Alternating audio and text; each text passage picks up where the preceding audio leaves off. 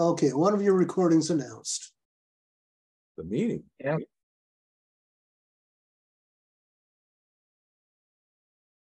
Good evening. This is the Chicago Computer Society Linux SIG meeting of March 2023. Tonight I'm going to change the agenda a bit from what I originally intended. Hang on one second here.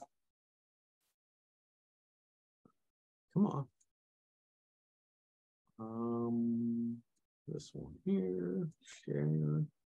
Okay.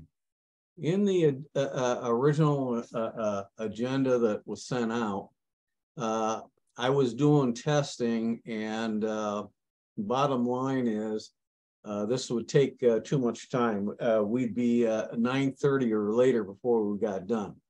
So from here, the first tip I've got down to install AnyDesk, I'm going to push that off to next month's meeting. So because it takes too much time, but these are some good things here. And there's one more thing that I have added to that. And I got my Zoom loaded now, and it's showing. Okay. 15.14.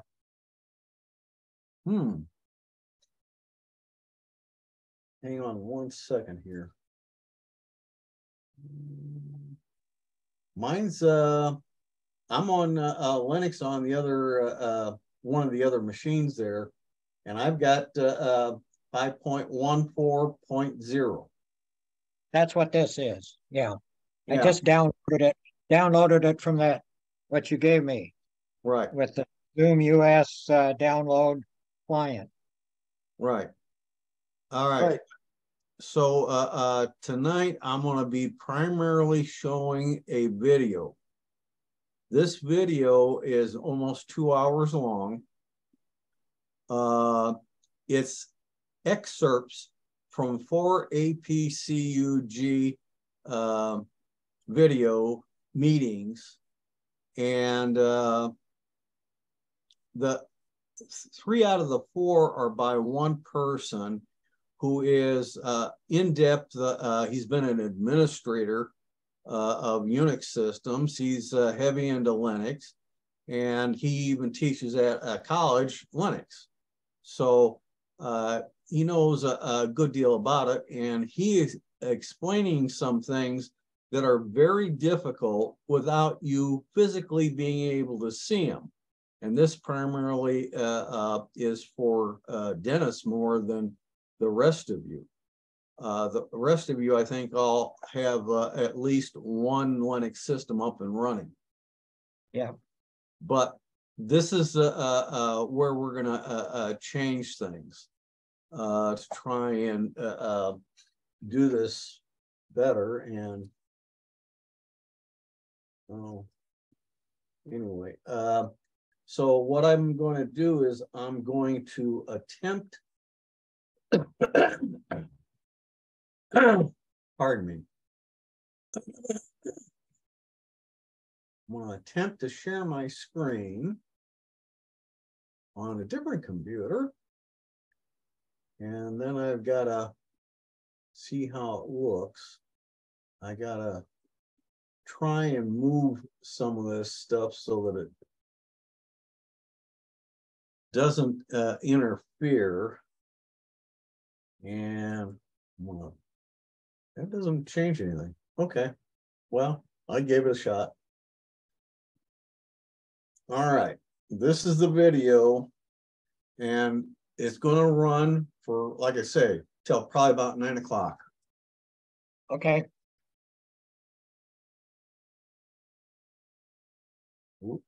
I already know I got a problem.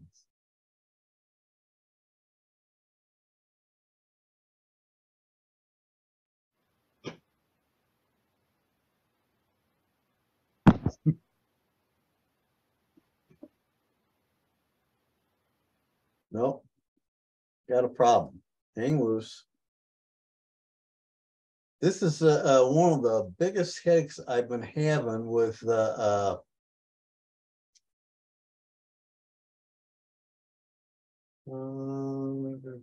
share sound, so it should be coming out. And why it's not, I'm not sure right now. I'm gonna stop that.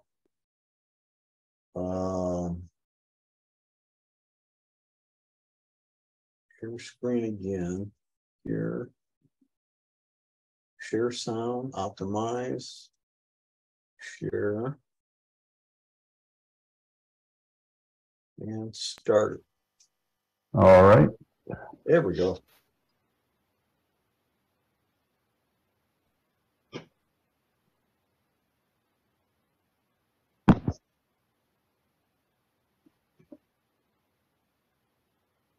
Okay, so my object here is booting from a live USB on a Windows 10 computer. And have a little background. Windows 10 is currently the most used Windows version. And if you look, basically what this little graph shows is that Windows 10 has 77%. There's still a few Windows 7 out there for some reason. And Windows 11 has 16%. And the reason that Windows 10 is so large is that it's been around a long time. It had 6 years as the head version before last year. And then it was the first Windows that allowed people to have a free upgrade from the previous versions of 7 and 8. So you can have a machine which was produced back as far as 2009 and still be running Windows 10. And Windows 11, when they released it, they put a couple caveats. They said it's still free, but you have to have a machine that's fairly recent. And you have to have a machine which has an active TPM module. So that put a little brake on some of them. Now, when people go to Windows 11, some people will buy a new machine, so you will have a Windows 10 extra machine. A lot of people with recent machines would just be able to upgrade.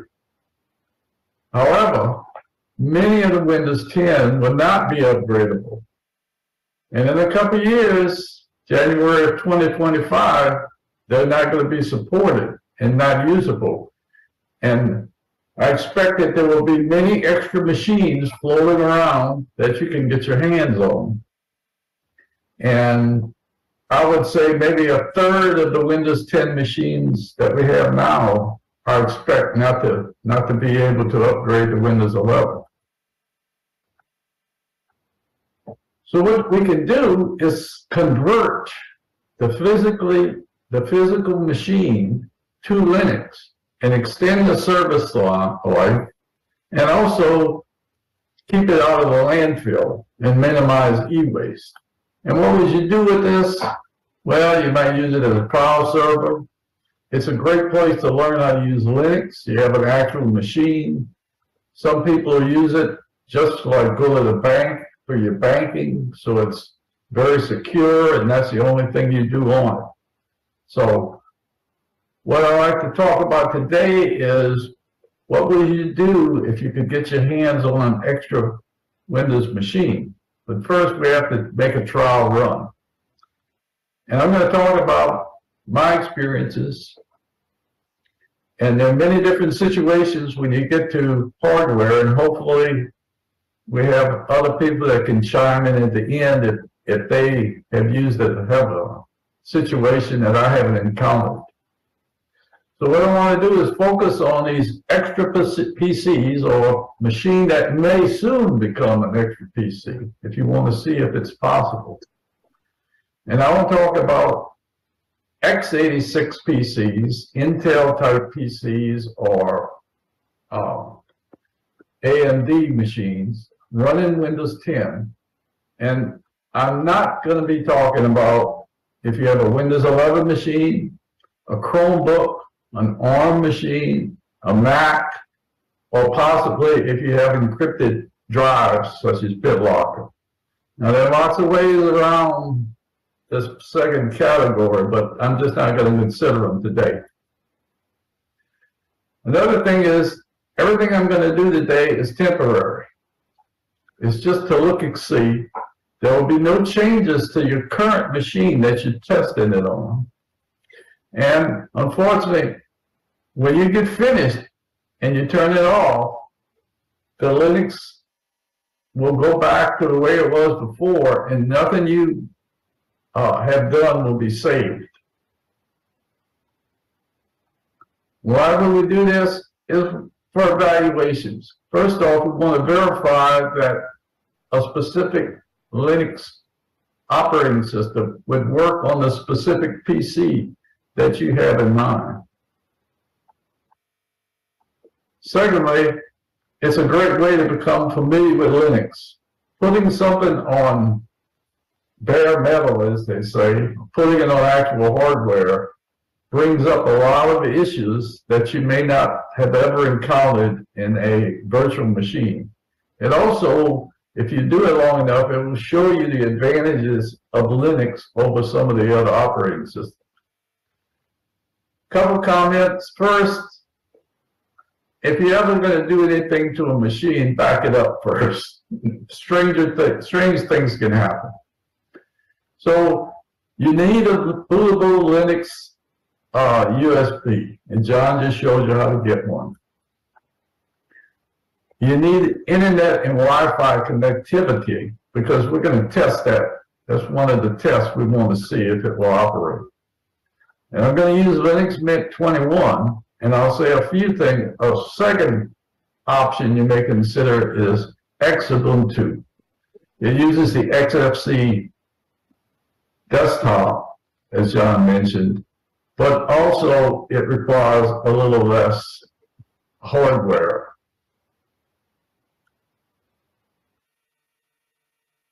So I would say proceed with caution.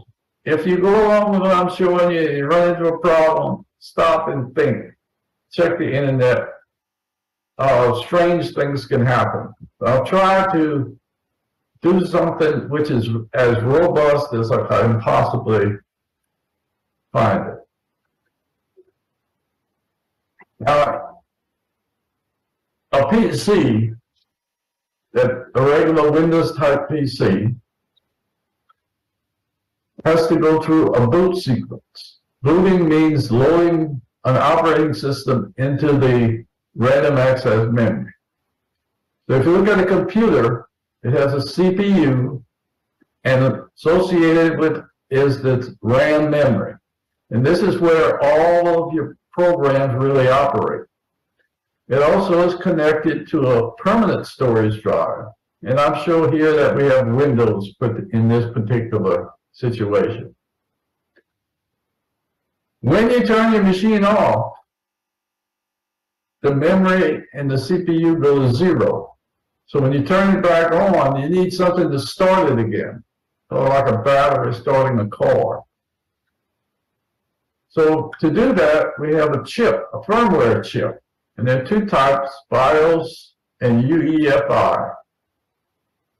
This is basic input-output system, and this is universal extensible firmware interface. Now I'll call this one probably EFI, maybe UFI, and this one BIOS. So when we start the machine up, the BIOS or the EFI actually has a very small operating system. It goes into memory, checks out the system, and its purpose in life is to find a bootloader. A bootloader is software that will load a real operating system. It has normally been set up in a certain sequence to go look in certain places. So in your machine, it normally goes to your hard drive. It finds the bootloader, and bootloader puts the operating system into RAM. The firmware never asks you. It's kind of set up. It's in the background. You never see it happening.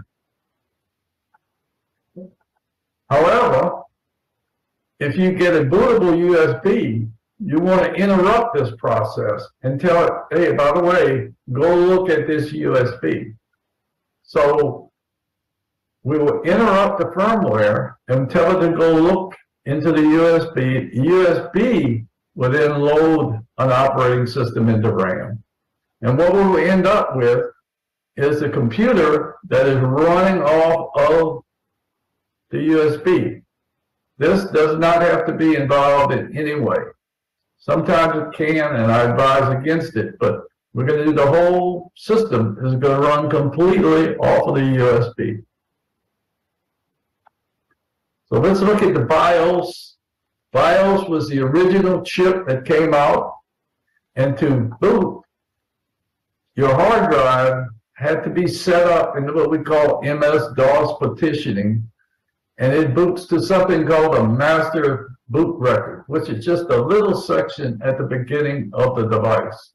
And so I'll call this an MBR drive. It knows where to go. It would find the bootloader would find the operating system, and the operating system would be put on the machine. In the EFI system, it had an EFI chip, and they came up with a new partitioning system using the GUID, or globally unique ID, and they put this in the GUID partitioning table. So this is a GPT partitioning, and then if the bootloader would be on this one, and it would find the operating system and load the operating system. Now, after a while, somewhere in the early 2000s, manufacturers, they only put one chip. So they quit putting the BIOS chip, and they put the EFI chip. But people still had these disks. So they simply made a switch. They put the program that was in the old BIOS, and they kind of stuck it in the corner of this chip, because it's a bigger chip. And they call this a legacy boot. So you have the option to boot the old way or boot the new way. Now later on, Windows came along, and some say they did this for nefarious reasons, but they came up with something called Secure Boot, and this requires GPT, and which basically says you have to have a signed copy of the system, an authorized copy, which has a cryptographic code. And eventually they passed the code to Linux people, so Linux can secure boot. Then later on, for Windows 11, they said, well, you need the TPM, the Trusted Platform Module. And again, that's interferes with Linux. Linux can have its own secure boot in TPM if you know what you're doing, but a lot of this interferes with you loading a system. So just to let you know, as I go through, I'm not going to cover anything with TPM, but I'll talk about secure boot system. To get to this interruption of the BIOS, there's a trick you need to know, is that you put the USB in, and immediately when you start, you press a special key, and that will interrupt the system and give you a menu that you can go and boot your USB. I just pause that for a moment. there's a trick. If you hold down, if you're in a Windows system, hold down the Windows key and hit the print screen, it will create a snapshot in your pictures folder. Manufacturers use different keys, and so here are a few, either escape or F12 key on the top row of the keyboard. I'm going to use Dell, so we're going to use it F12. You can also go into the BIOS another way, but I'm going to skip that. So here is a computer that I used, a laptop. It's turned off, and I have the USB. Here's the ISO with the Min21 plugged into it. And I tried several Dells over 4th to 6th generation and manufactured between 2014 and 2017. And all of these, as most computers you'll find, have EFI chips. And a few different test kind of interactions. So the first thing is, here is the ISO that I've made. And what I'm going to do is, there's the power switch, and as soon as I see this screen flicker, I'm going to push the F12 key. Maybe once, twice, hold it. And if you're lucky, for interrupt, you will see a little message, and here it says that I'm preparing a boot menu, and it has a little progress bar here. If you're not lucky, then it would just go into your regular system, and you'll have to turn it off and try again. Now, it used to be easy when we had spinning disk. If you have a regular spinning disk, you have a lot of time. But if you have these SSDs, they're pretty quick. So you have to be quick with the finger. But let's say you're good, you figured it out, and you get this boot menu. Now, these boot menus look different depending on who made your computer, but essentially they have kind of the same parts. Any highlighted is your selection, and you move it up and down with keyboard. And here it's found my USB, and this is in the legacy boot section. I also have a UFI or EFI section, and I have another in the options. I can go into the full BIOS if I need to set some other controls, and I'll show you a couple at the end. And you can change the mode. Do you want it to be legacy or UFI boot? And my advice is don't do this unless you're building a new system. There's a lot of interactions that go on. So we just know that this exists if when you go to install, if you want to change the way it's set up. So here's the several situations I want to go over. So here's a situation where I have a legacy boot, and the drive that I have in my computer has an MBR partition system. You can see here it says the boot mode is legacy, and secure boot is off because secure boot requires a GPT, so it can't be on. Then here is the legacy boot, and this is the boot order. So it goes to this one, and then this one, and then this one, and this one. And if I want to make it jump ahead, I'll click on this, and I'll force it to go to the USB boot, and then it will boot my USB. Another situation, suppose I have the EFI on, but another switch could have been turned on, and it will say, if I can't find an EFI disk, I will go back to the legacy MBR, legacy backup.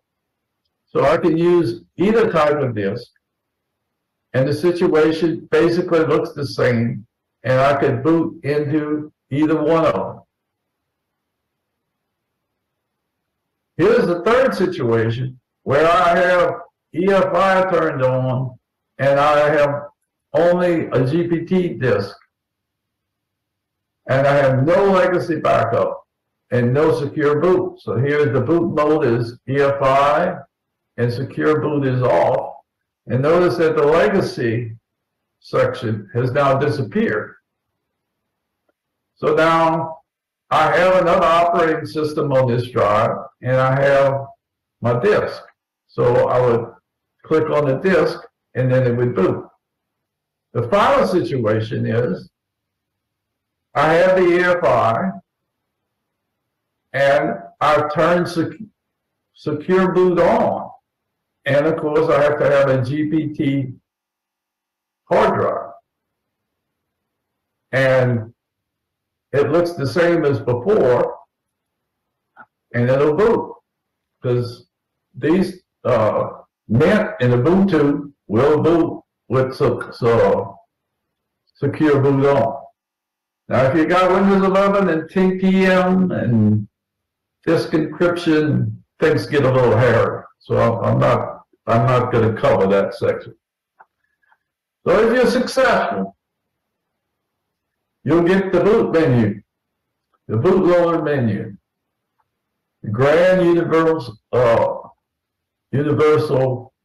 bootloader, and it will give you a choice. And it says start Linux Mint, or you can start in compatibility mode, which is basically if you have a problem with your video screen, the display. So I'm going to pick this, and I'll tell you that generally it takes a few minutes. Be patient, things will happen, things will flip by. And it looked like nothing, it looked like a blank screen, and then all of a sudden, you'll see Linux Mint. So here's a Linux Mint. Now this is a complete working system running independently from the stick. You'll see also it has a little icon that says install Linux Mint. Don't do this because then it will wipe out your Windows machine and add Linux Mint to it. You don't want to do that. We're just testing right now.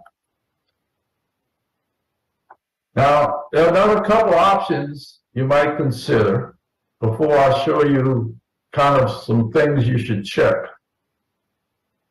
First off, if you have a machine which has a little problem, is not as modern, you can use XFCE as a lightweight desktop, and the best distribution is better to use Xubuntu rather than the XFCE Mint, because Mint needs a lot more disk for backup, the way it backs up. So if you have less than 4 gigs of RAM, and you have a smaller hard drive, or you have a CPU which is not so fast, this is a good option. If you go through all the steps I showed you, you'll get to the menu which says try or install Xubuntu, and then it has the Xubuntu safe graphics. Same situation as before.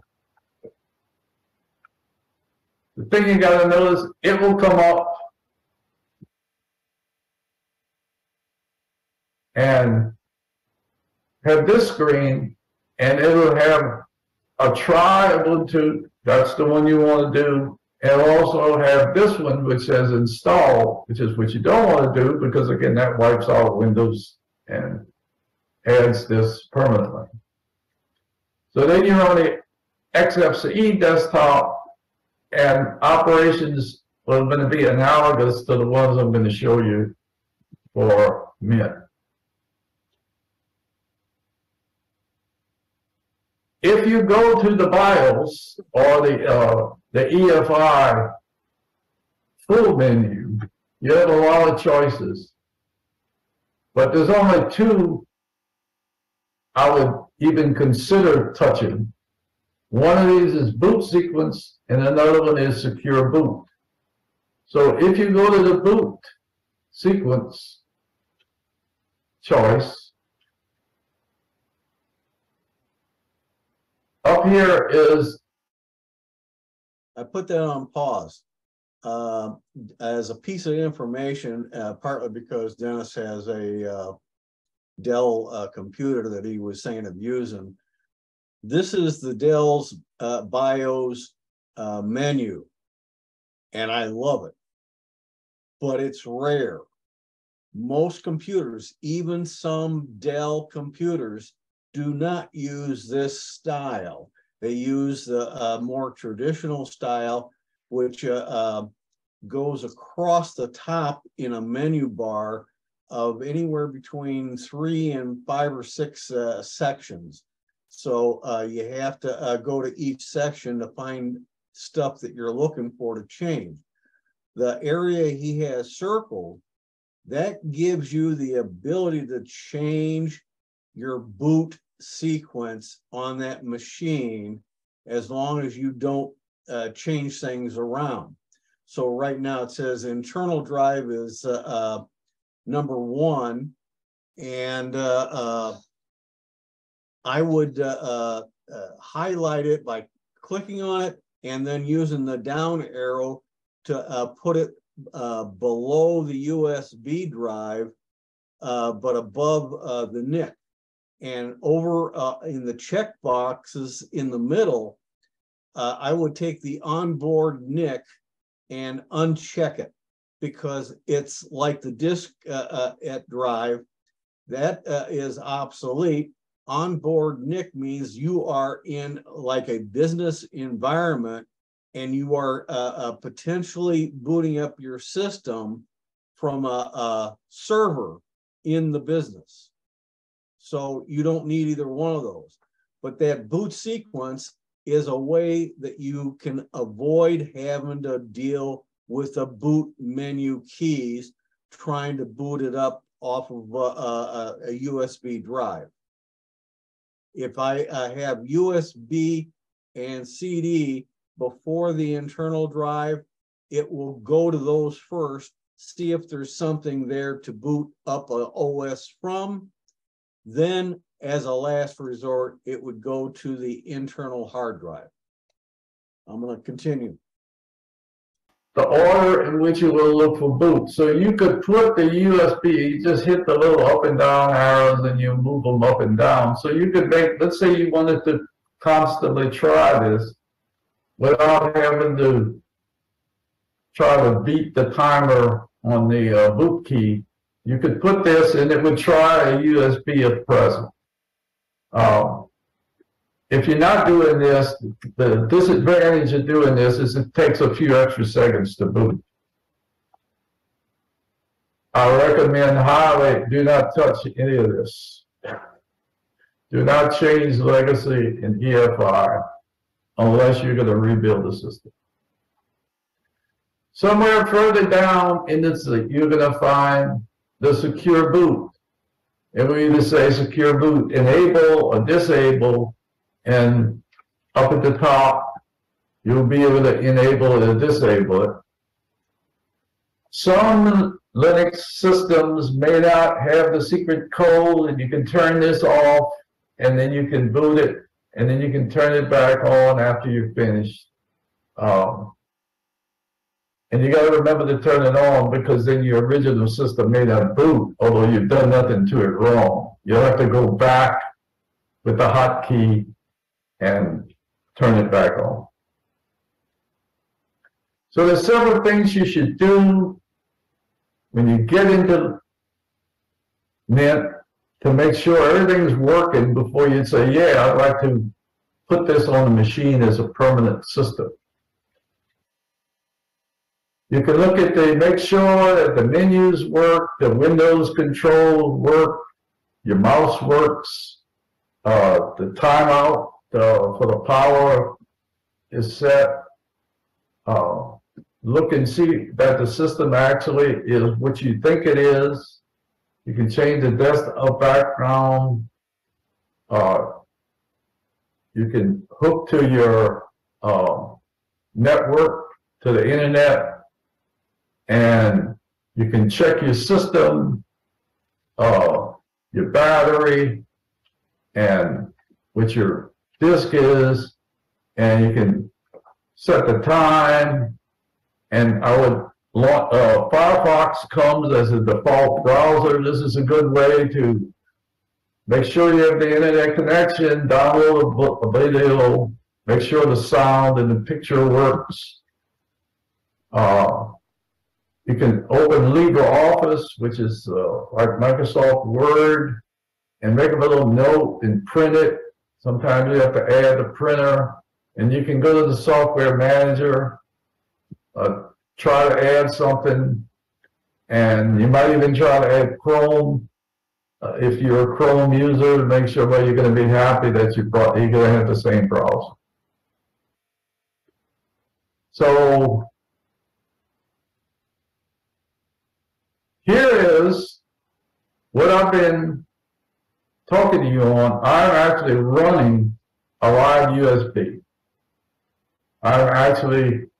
This is a live USB. This is what a live USB would look like. Here is the way you get the launcher. Right here is all the settings. So if you want to go and check your settings, one thing I do is if I check my mouse, I like a left-handed mouse to set it here. The display will come up. You can plug another display in and make sure that it has the resolution that the highest resolution that your device can handle. Cal, could you hide the film strips on the side again? Because we got a big black bar across the side and across the top. Can you hear me now? Not as well. Hold on. Every time but yeah. It jumped out. Okay. Yeah, it's the Zoom windows that are blocking us.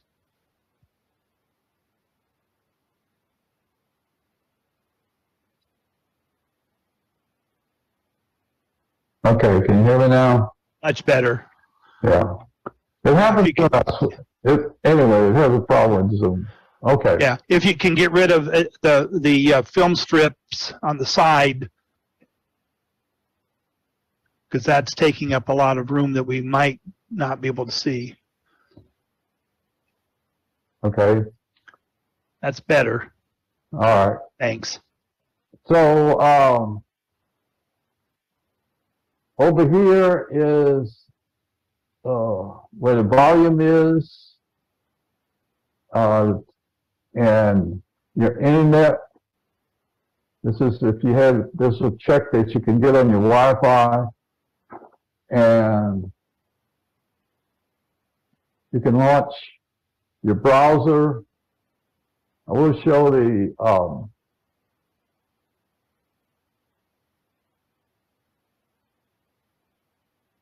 software manager. Oh.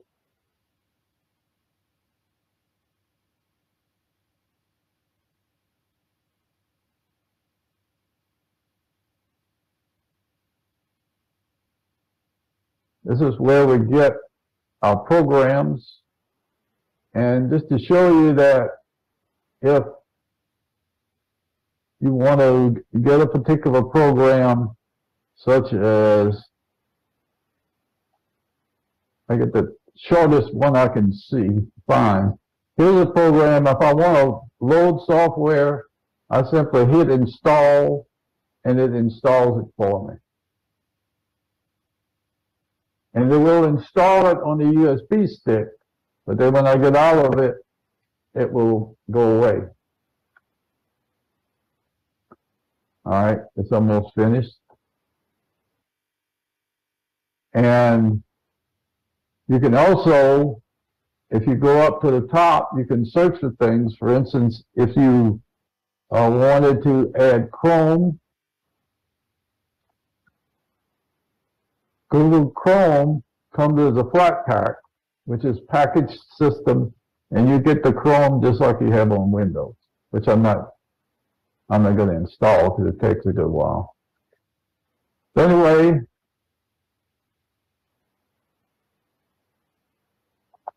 can you hear me? Yes. Okay. So that's what I would do to check out the system before I would try to do a full install. And that would tell me that it was good to go. Before we...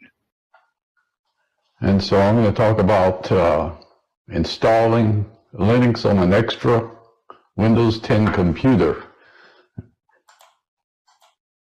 And there are many ways to experience Linux. Is everything, slides coming up, John? Perfect. Yeah, Okay. I had to get everything turned on. And there are many ways you can do it, but that's not what I'm going to do today. And I'm going to talk about older PCs that you can't upgrade to Windows 11, or you don't want to update to Windows 11. Or maybe you've updated you've got a new Windows 11 machine, and what do you do with the Windows 10 that you have? So I'm going to do this install on this extra Windows, and I'm going to do it 100%. It's going to take over the complete computer, no dual boot. And it's going to be as easy of installation as I can imagine. I'm going to use Linux Mint 21 with the Cinnamon desktop, and I'm going to let Linux Mint do everything itself. I'm going to let it automatically make all the decisions. Of course, you need the bootable USB with the Linux Mint ISO, and you need the extra PC that you're willing to sacrifice. Everything on that PC, hopefully you have saved, extracted, put somewhere separate, because we're going to wipe out the entire drive. And as John mentioned last month, we gave the details for getting the USB, for getting the ISO, putting it on a USB, booting into the extra PC and testing out the PC to see that everything worked. So now we're going to do it for real.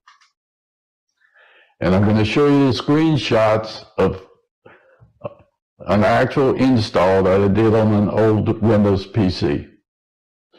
So here is Linux Mint 21. I booted it up on a live USB. This is what you would see today. For those who don't know, at the bottom is the control panel. The launcher or the start button is on the left corner. And over on the right corner is the system tray. And one thing I like to do is hook up to the internet before I start an installation. In this case, you see that I don't have an internet connection. So if I click on that icon, it will give me the options, and I can either stick in a wired Ethernet plug, or I can slide the little wireless indicator, and that will then open up, give me a check, and I can see all of the Wi-Fi transmitters close enough in my area. So what I'll do is pick the one I want, and of course it's going to be secured, and so I'll have to put in the Wi-Fi code, and then once I do it and connect, it will give me this symbol, and that will tell me I'm connected. So I like to do this before I start the operation, although you can do it during the install. So here we are. You can see I've got the install, the Wi-Fi connection showing. And what I want to do is there's an icon that says install Linux Mint. So that's what I'm going to do. I'll double click on that. And it will start what is called a Ubiquity installer. There are several general installers in Linux. Ubuntu types use one called Ubiquity. And these installers do all the work for you. So the first thing you're going to see, it's going to come up with a dialog box. And in this dialog box is to select the language you want, because Linux supports many, many languages. And at the bottom of each dialog box, you're going to get a continue. So what we're going to see is a series of dialog boxes. So here's the second dialog box, and it says, go ahead, select your keyboard, and then continue. In the next few slides, I'll not put this continue, this bottom part, so I'll just put the main part of the screen. The next screen says, do you want to install multimedia codecs? Yeah, why not? I want to see video.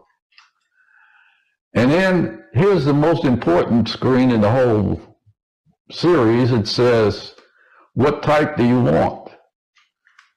At the top, you can see that if I had Windows 10 or even 11, but Windows 10, it would, or another Linux system, it would allow me to put this side by side. I'd have to decide how to split the drive and so forth. But I don't want to do that. I want to do a complete fresh install. So I'm going to install, erase the disk.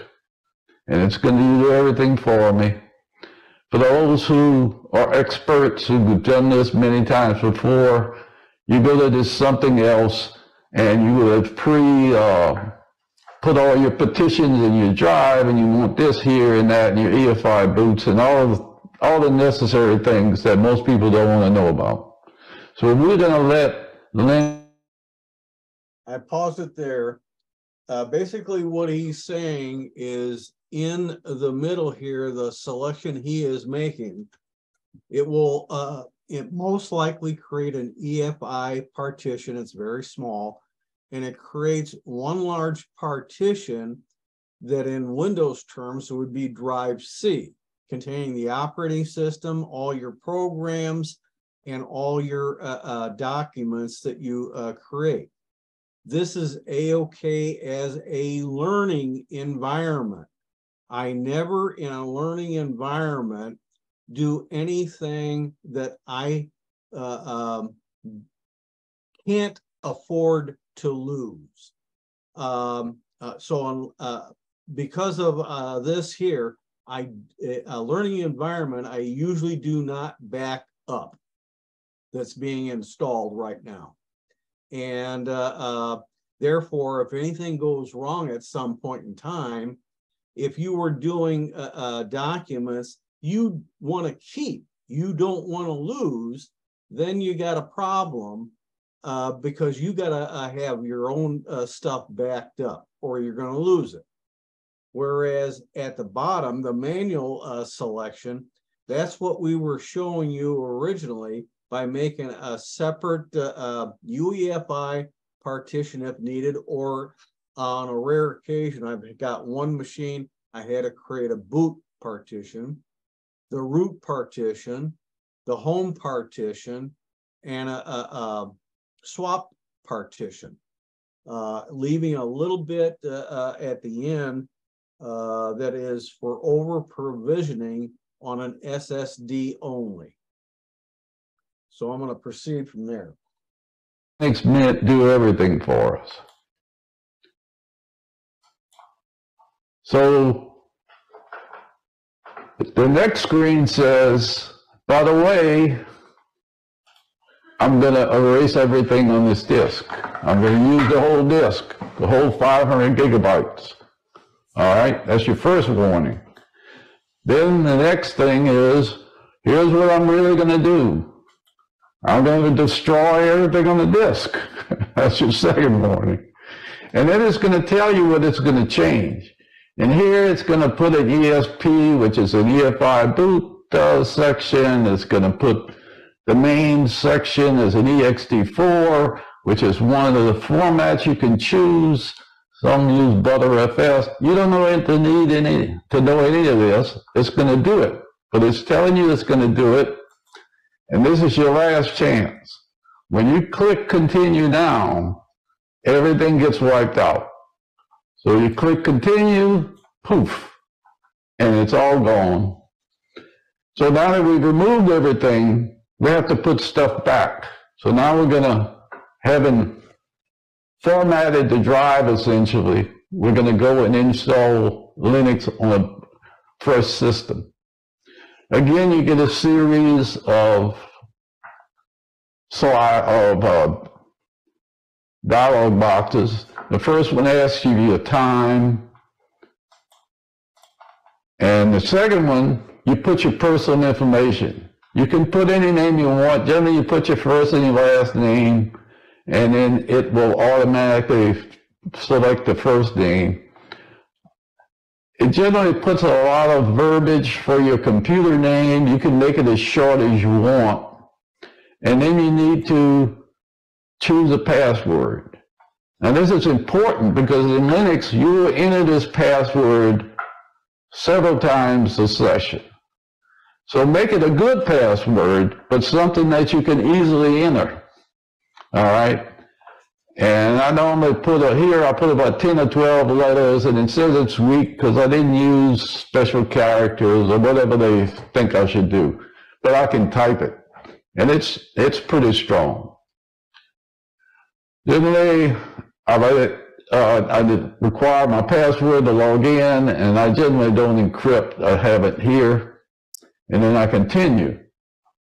At this time, it will now install. That's all we have to do. Now it's going to do all the work. And generally, depending on the speed of your computer, it will take, I don't know, 4 or 5 minutes to 20 minutes. I've had all types. If you've got a good solid state drive, it might take 3 minutes. But during this time, you'll get another series of dialog boxes. And here's a segment. You can see the progress bar at the bottom is slowly getting bigger. And they just give you these dialog boxes so that something for you to look at. Don't do anything during this period. Don't try to interrupt anything. And it tells you lots of stuff. Things that hasn't, it's just propaganda or whatever, advertisement. So at the end, though, when it's finished, it will tell you, and it will give you this message, installation complete. Now you have to reboot the computer, and this will take just a couple minutes. And the first thing you will see here is the startup screen, but it will put another dialog box in front of you. Mint and several other Linux distributions have started this welcome screen. Now, every time you start the computer, it'll come up. If you don't want to see it the second or third time, there's this little box you uncheck here, and it won't come up again. And it's a series of things you can look at.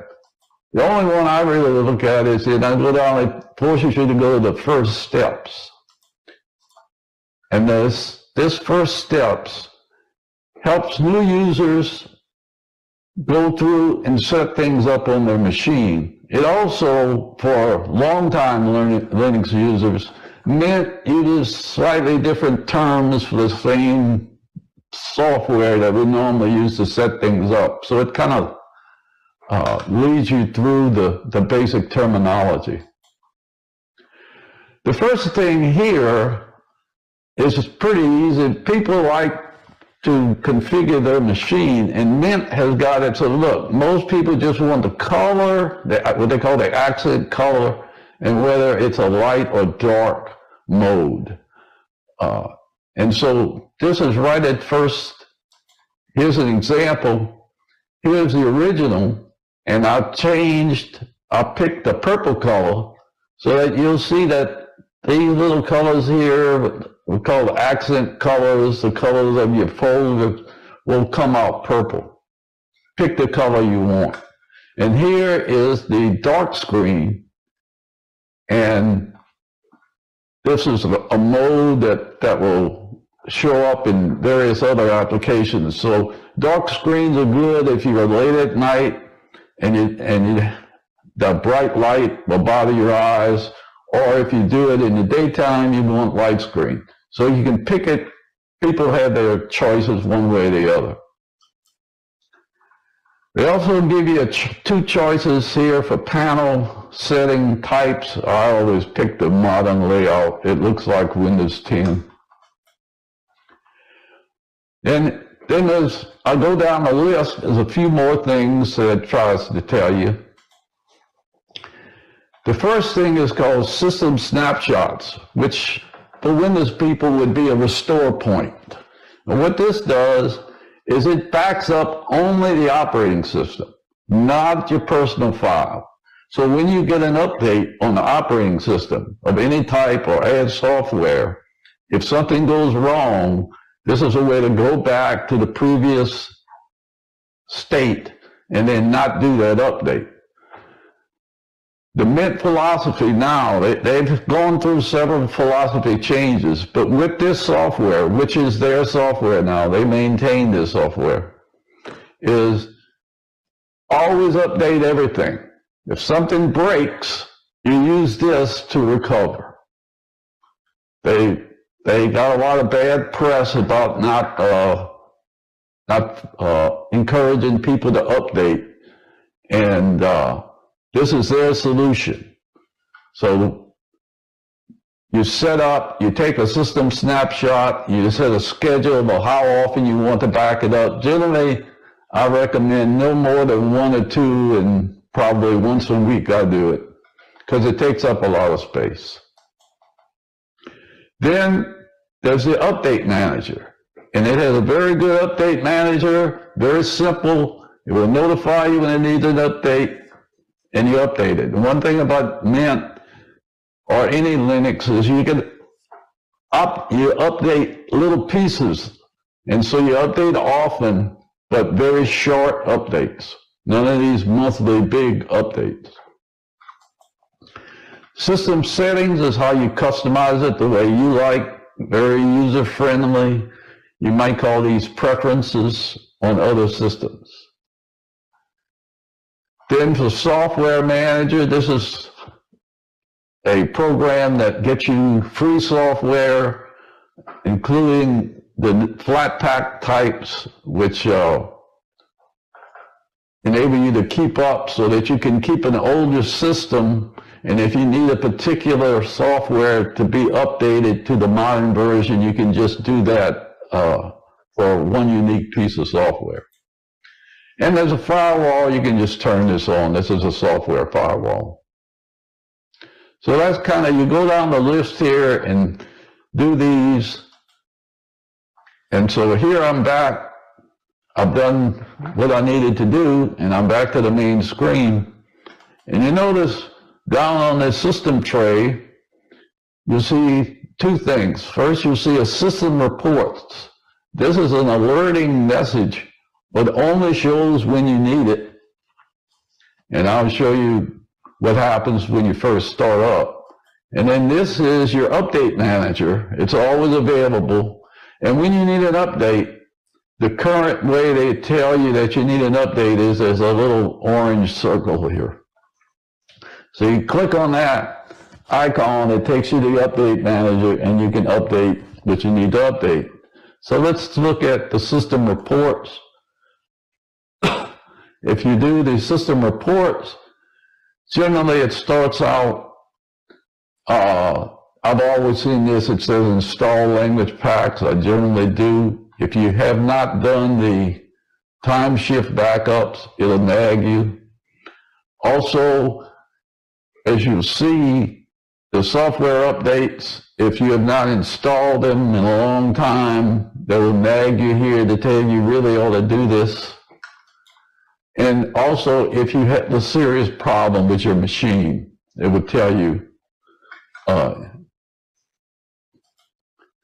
One thing I like in system reports, it has system information. This is a quick way to see what your system is, if you want a new part or whatever. I also like it because if you look at a lot of old machines, it will tell you your battery capacity. So not only that it's 100%, but that it's like here it's 79% of the cells are active. The update manager, this is a screen of the update manager, and Mint has 3 types of updates. If you see the shield, that means it's a bug fix. If you, security fix. If you see the up arrow, that means it's a bug fix. And if you get a new system-wide software like the kernel, it'll give you this electrical signal.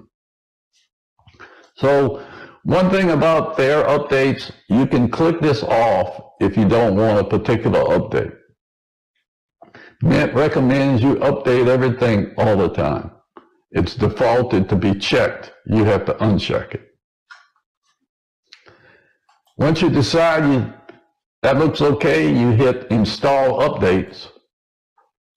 And you'll see this many times because you'll be updating many times. And it will come up with a box, a dialog box, for you to authenticate. And what you do here is when you set up your machine, your password to log in gives you root privileges when you need. This is the password that you give. You, as you normally work, you're a normal user. You're not as an admin. But when you want to do something that affects the system, it requires you to give the password, and that will give you momentary root privileges. However, it's just for that action or series of actions. And then when you go back to another program, you no longer have root privileges, which protects you from doing things that will hurt your machine. The command line interface has also ways to update your machine, in which case you have to use the super user mode to run any command if you need root privileges. So here I've updated everything. It gives me a nice check. In Linux, once you update it, you don't have to log out.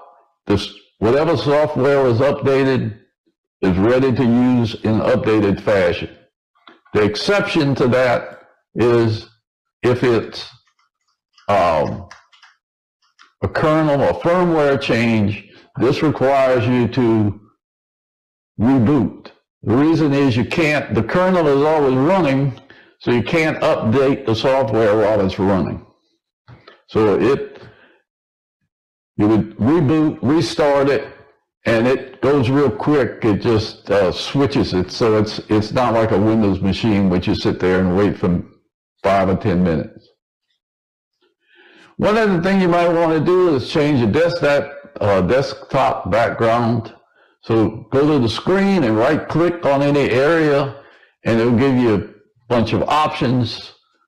You can put your own pictures, or you can pick from their selection. Here I picked the forest path. So now I have my machine with its background, and I'm all ready to go. Linux Mint comes with a lot of software, for instance, LibreOffice, and you can just find it from the software menu. And if on this menu, you also have a preferences, which set your mouse, like I set my mouse for left-handed use and so forth. See how long before the screen blanks out. And there is other software that you want to use. So those are the big areas. Now let's look at the software manager. So if you pull up the software manager, it's what you might call in your phone is the store, the software store, only everything is free. And so here are some leading software items, and then there's various categories. So if I pick the graphics category, that'll give me a long list of software in that category. And there's some, like if I want to shorten the category and isolate it just for drawing or just for publishing, or if I want to see them all. So each one of these categories will have these long lists of software that you can pick. And you just click it there and installs it from the repository. You don't have to go anywhere out anywhere else. So in summary, installing Linux on PC hardware is straightforward if you do this complete takeover and you let Linux Mint do all the work. And to do this, you can do Linux Mint or any of the Ubuntu releases will go about the same way. And most Linux distributions are very user-friendly, lots of software applications available at no cost, vetted, secure.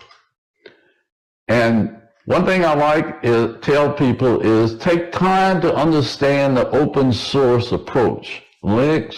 Any Linux uses the open source approach, which is different from the proprietary approach. And so you need to move around in it and get used to that.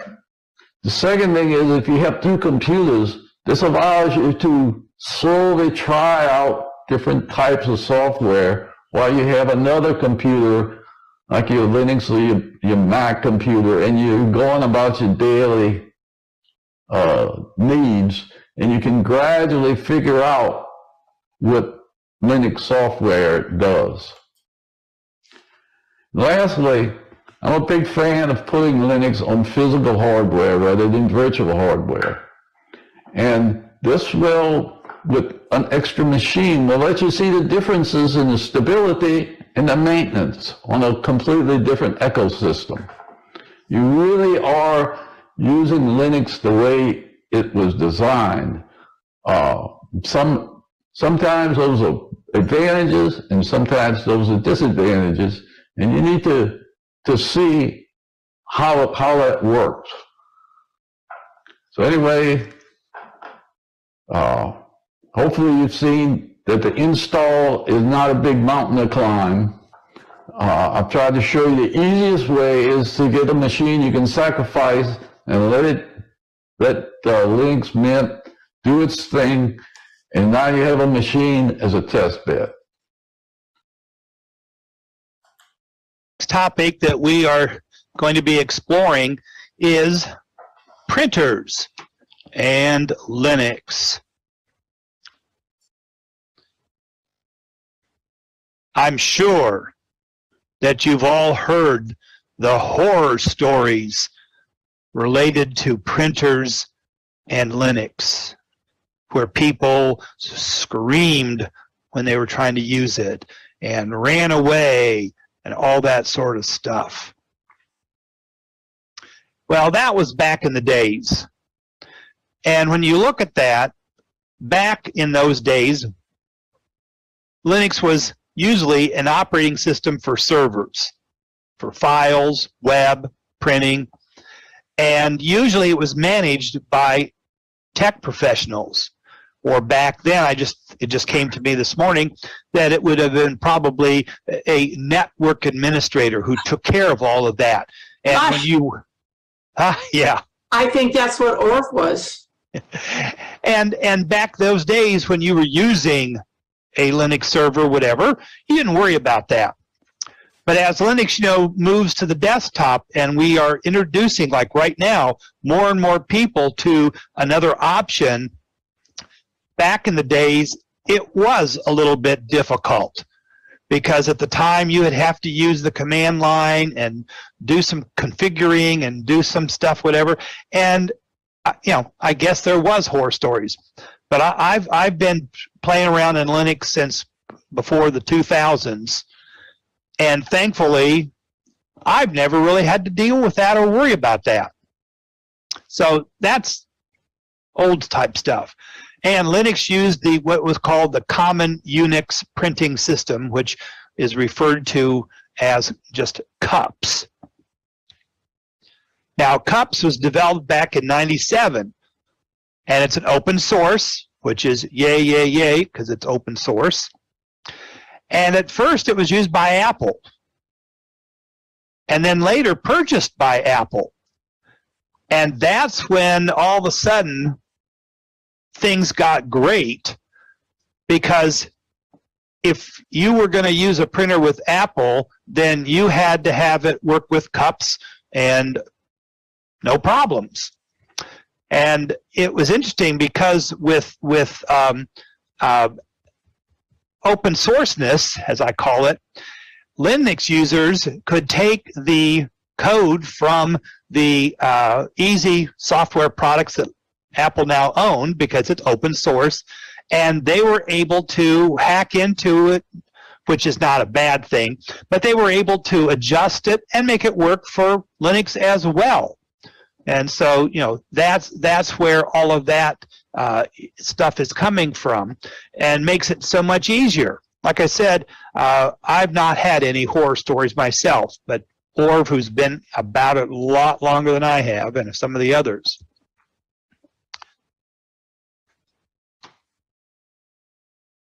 I'm sorry, you asked about horror stories? Yeah, yeah. You got a horror story? Not recently. Good. But honestly, if you stick with a printer from Epson or HP, you can't go wrong. They're very well supported. The others are too, but those are the two main ones in my opinion. Yeah, and we'll be coming to that. Now, so we go on to the future, and most modern distributions are customizing their interface for printing, and with Linux or Macs or Windows. And thanks to CUPS being such a huge overall umbrella for everything, your computer really kind of finds the printer. And it can even find shared printers on a network. The problem is printer manufacturers haven't standardized everything yet. And we have all these different printer manufacturers and all these different models.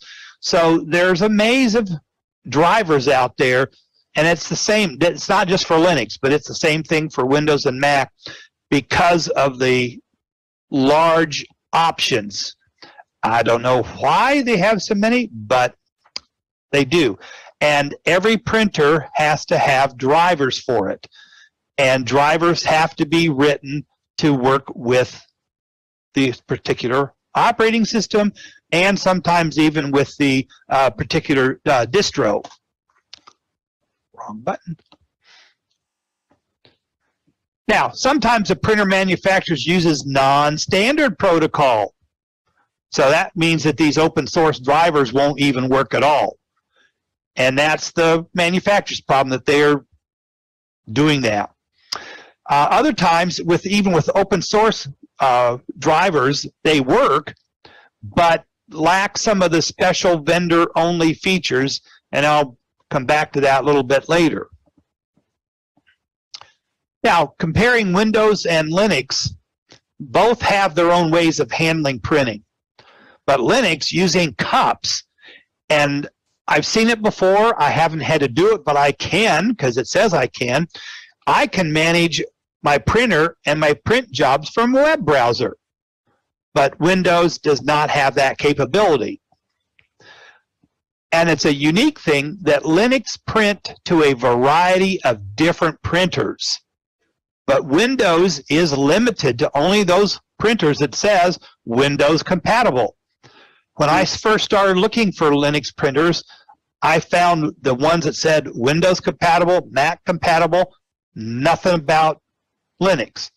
But yet I took it home and it worked. And now a lot of times you'll see that it will specifically say that it's, you know, Linux compatible. But because of CUPS and all this stuff, most of them work. A little bit surprising that Windows, you know, can't work with everything, but It's the way the window ecosystem is. You do our printer, our drivers, and our system of software. Now, open source drivers that we have are bundled up with Linux, or they're an installable package.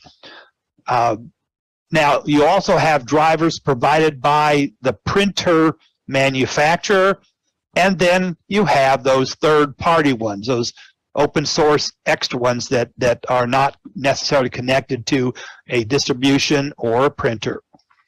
Now, Orv mentioned about the HP printers. They have developed a Linux imaging printing project, and we call it HP Lip. And yeah, HP Lip. Some distros include it automatically, and if not, you just go to what we learned from Cal. You just go to the software store and search HP Lip, and you install it, and then you're ready to go. Now, if you're looking for a purchase, or you want to know how well your current printer is supported, we've talked about this before, but this is openprinting.org. So let's see if my clicking will send us right there. Yes, it did. This website is fantastic because you can find out what is the good chances that the printer you have or the printer you want to buy will work. And for example, just talking about printer in general, if we go here, look at the list. And this is what amazes me, and it's obviously tells me why there is so much problem, because every one of these brands of printers have to have drivers that work with the different operating systems. Then to go even further, if I pick, since we talked earlier about the HP, if I pick the HP, oh, wrong one, listed by the manufacturer, this one, HP,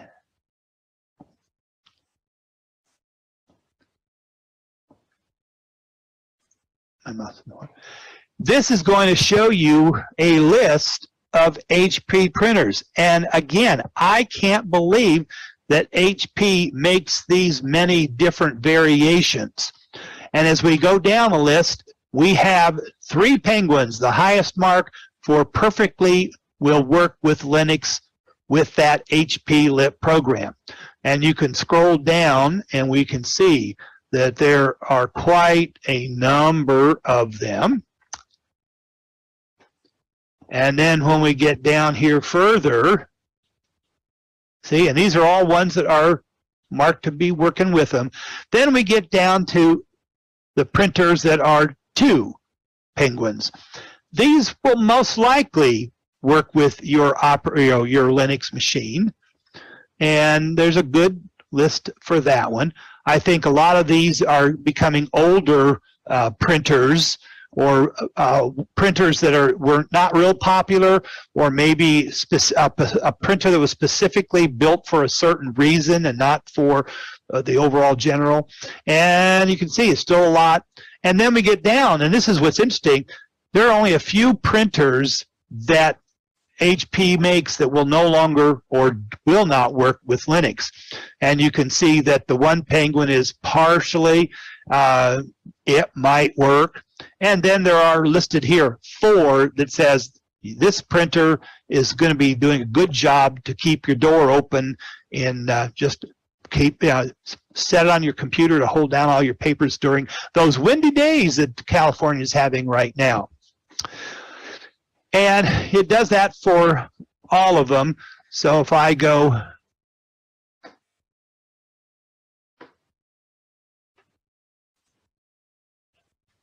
and do the same thing with like Epson, we do the same thing. We see the list of 3 Penguins, quite a lot of those. Quite a lot of those.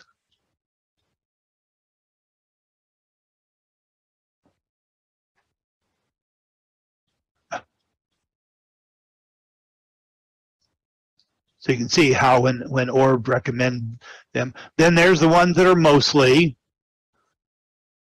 And then there are a few more that are only partially work with that.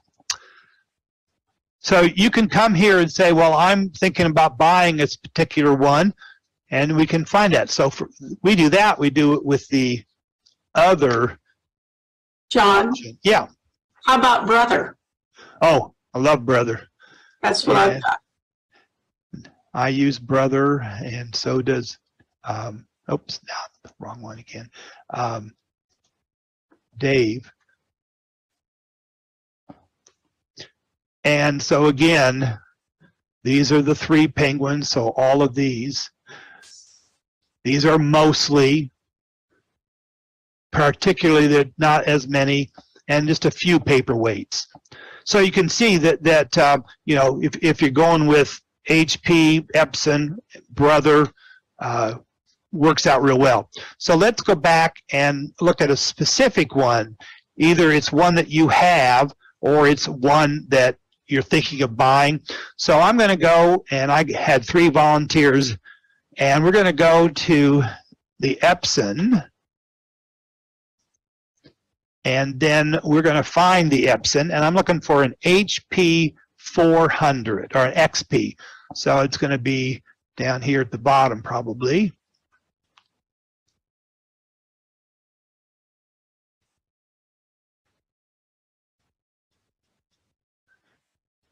A lot of Epson printers.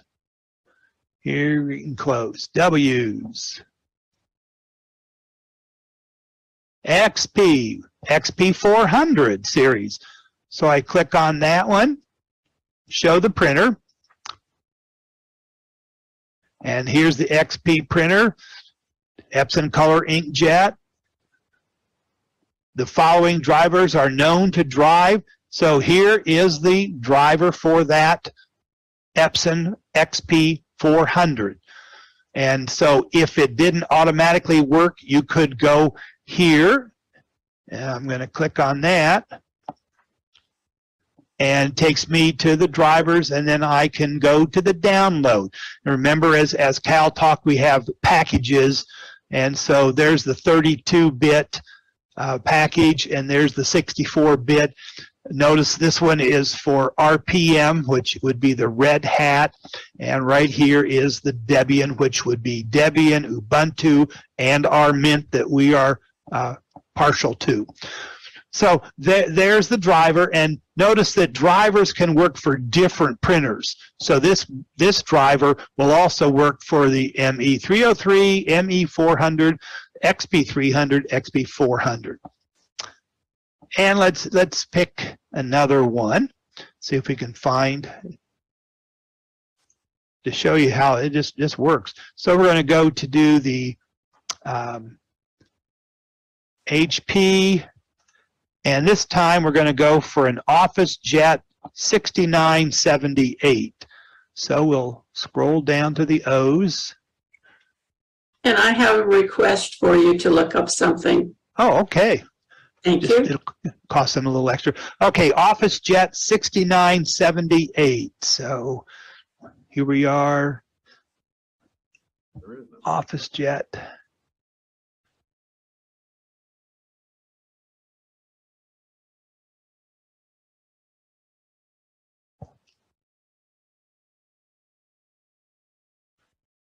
Okay, didn't find that listed that way.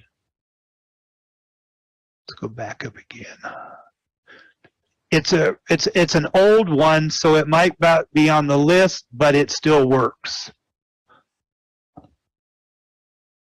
Looks like you can also search for it, John. Okay, let's do that. Thanks, you.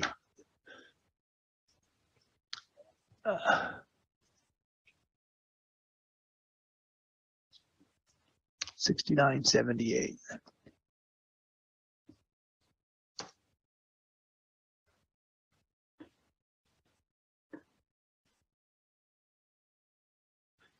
Now, as an educational part, because being teacher, I'm getting this information, And that's because this is an HTTP site. This is not an HTTPS. So my browser says, be careful. You're going to a website that's not SSL secured. So we'll send anyway because it's a search and says I'm not allowed there. Don't know what that is a problem with. Oh, because I typed it in wrong. OFFI.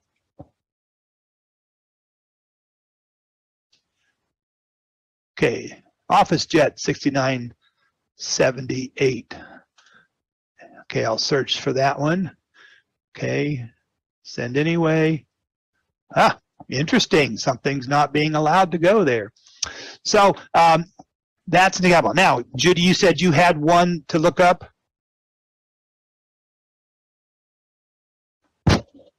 Yes, and then I have a question. An Epson ET series, that is a printer scanner also. EPs.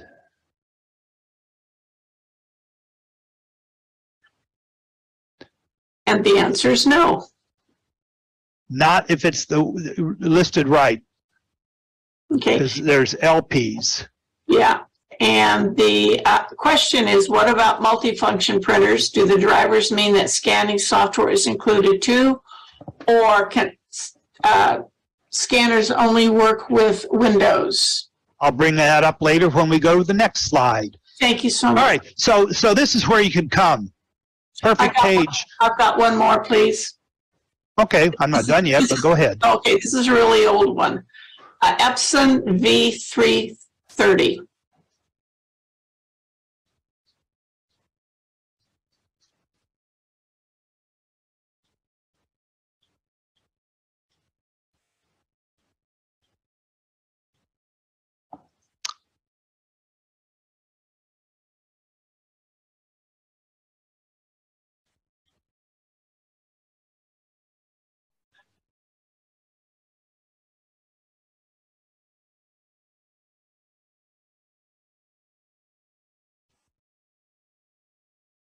Went too fast past there.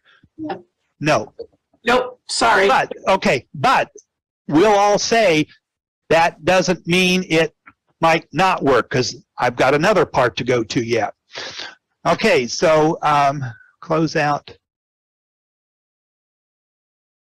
that. All right, so that's just general stuff. But the second thing is you can go to, I didn't want to click you again. You can go to the manufacturer, and HP will support nearly 3,000 plus models of printers.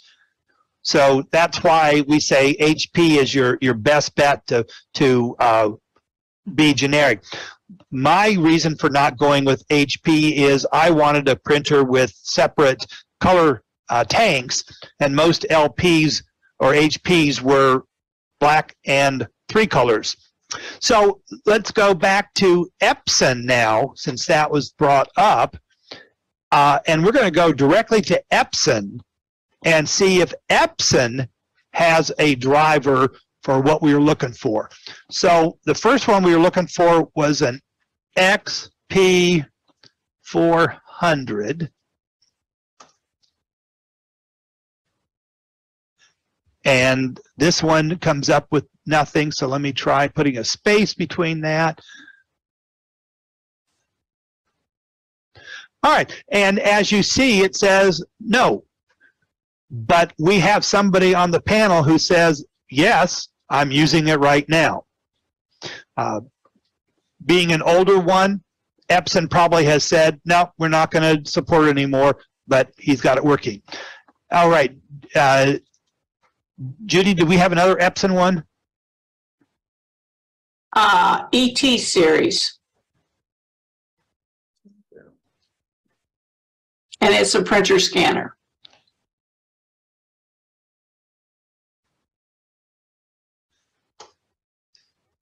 It might not give it without the number for it.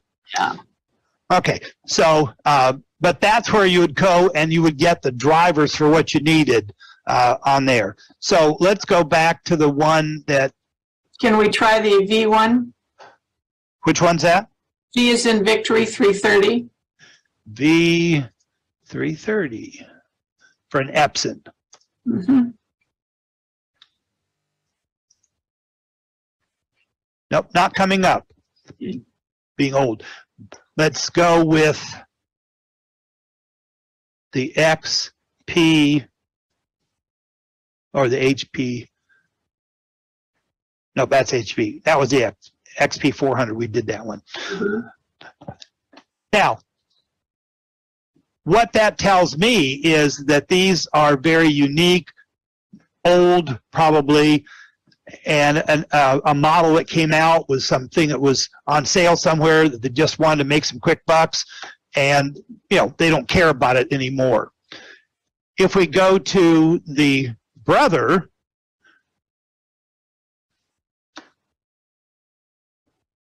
and I'm going to do this one, which is an HL-L2360.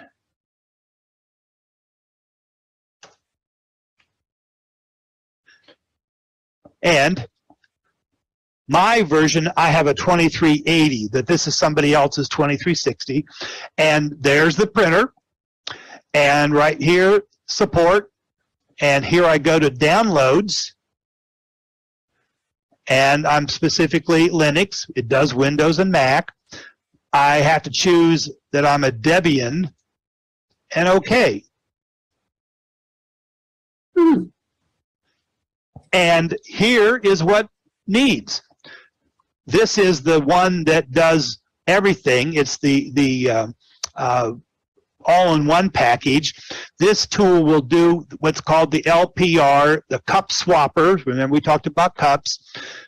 Driver and scanner drive. If I just needed something separate, I can get either the LP driver or the cups and the generic ones. So yes, I have the 2380. Dave has the 2360.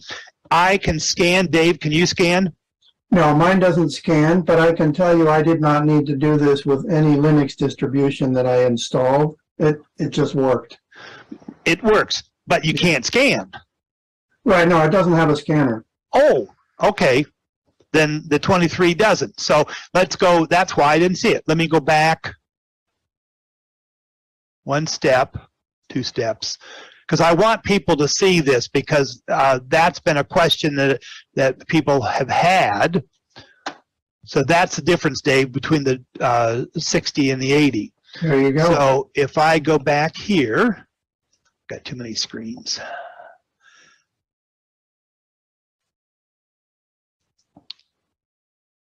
I wondered why it was missing that. So there's mine.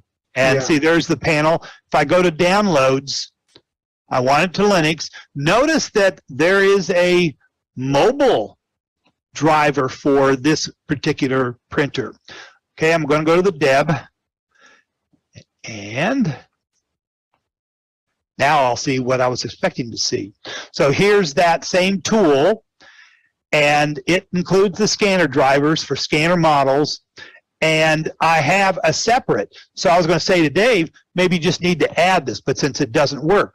So as I said earlier, a lot of times it might say that the drivers work, but you don't have all the functions. Well, at first, by default, I could print to that, but I couldn't scan. I came to Brother and said, oh, there's specific drivers for the scanner.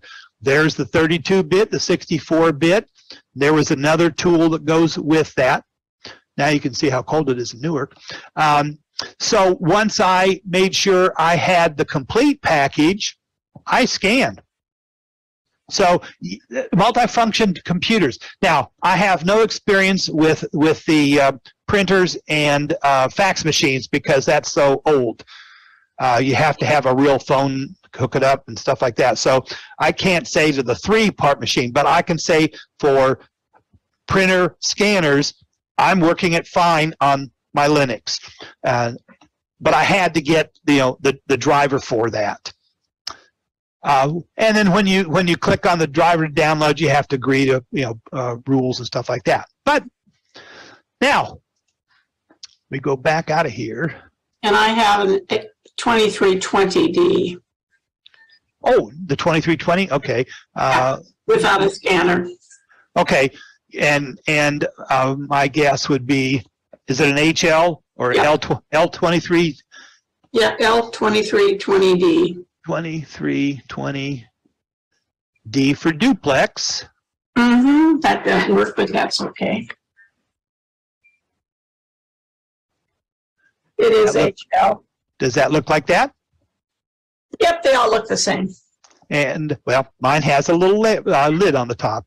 And so I go to Linux, and if she's going to do our Mint Debian, and I say, okay, and there's the drivers for it. Too cool. And even though Orv said HP Epson brother, my personal would say HP brother Epson, because right there we found all of that on there. Okay, so as we move on, in your last resort, that your printer is not supported either by the open source generic or by the vendor, there are third-party drivers out there. These aren't open source, so if you're a person who's a true-blooded open source person, you say, I can't use it. But if you really need that printer, but that's the thing with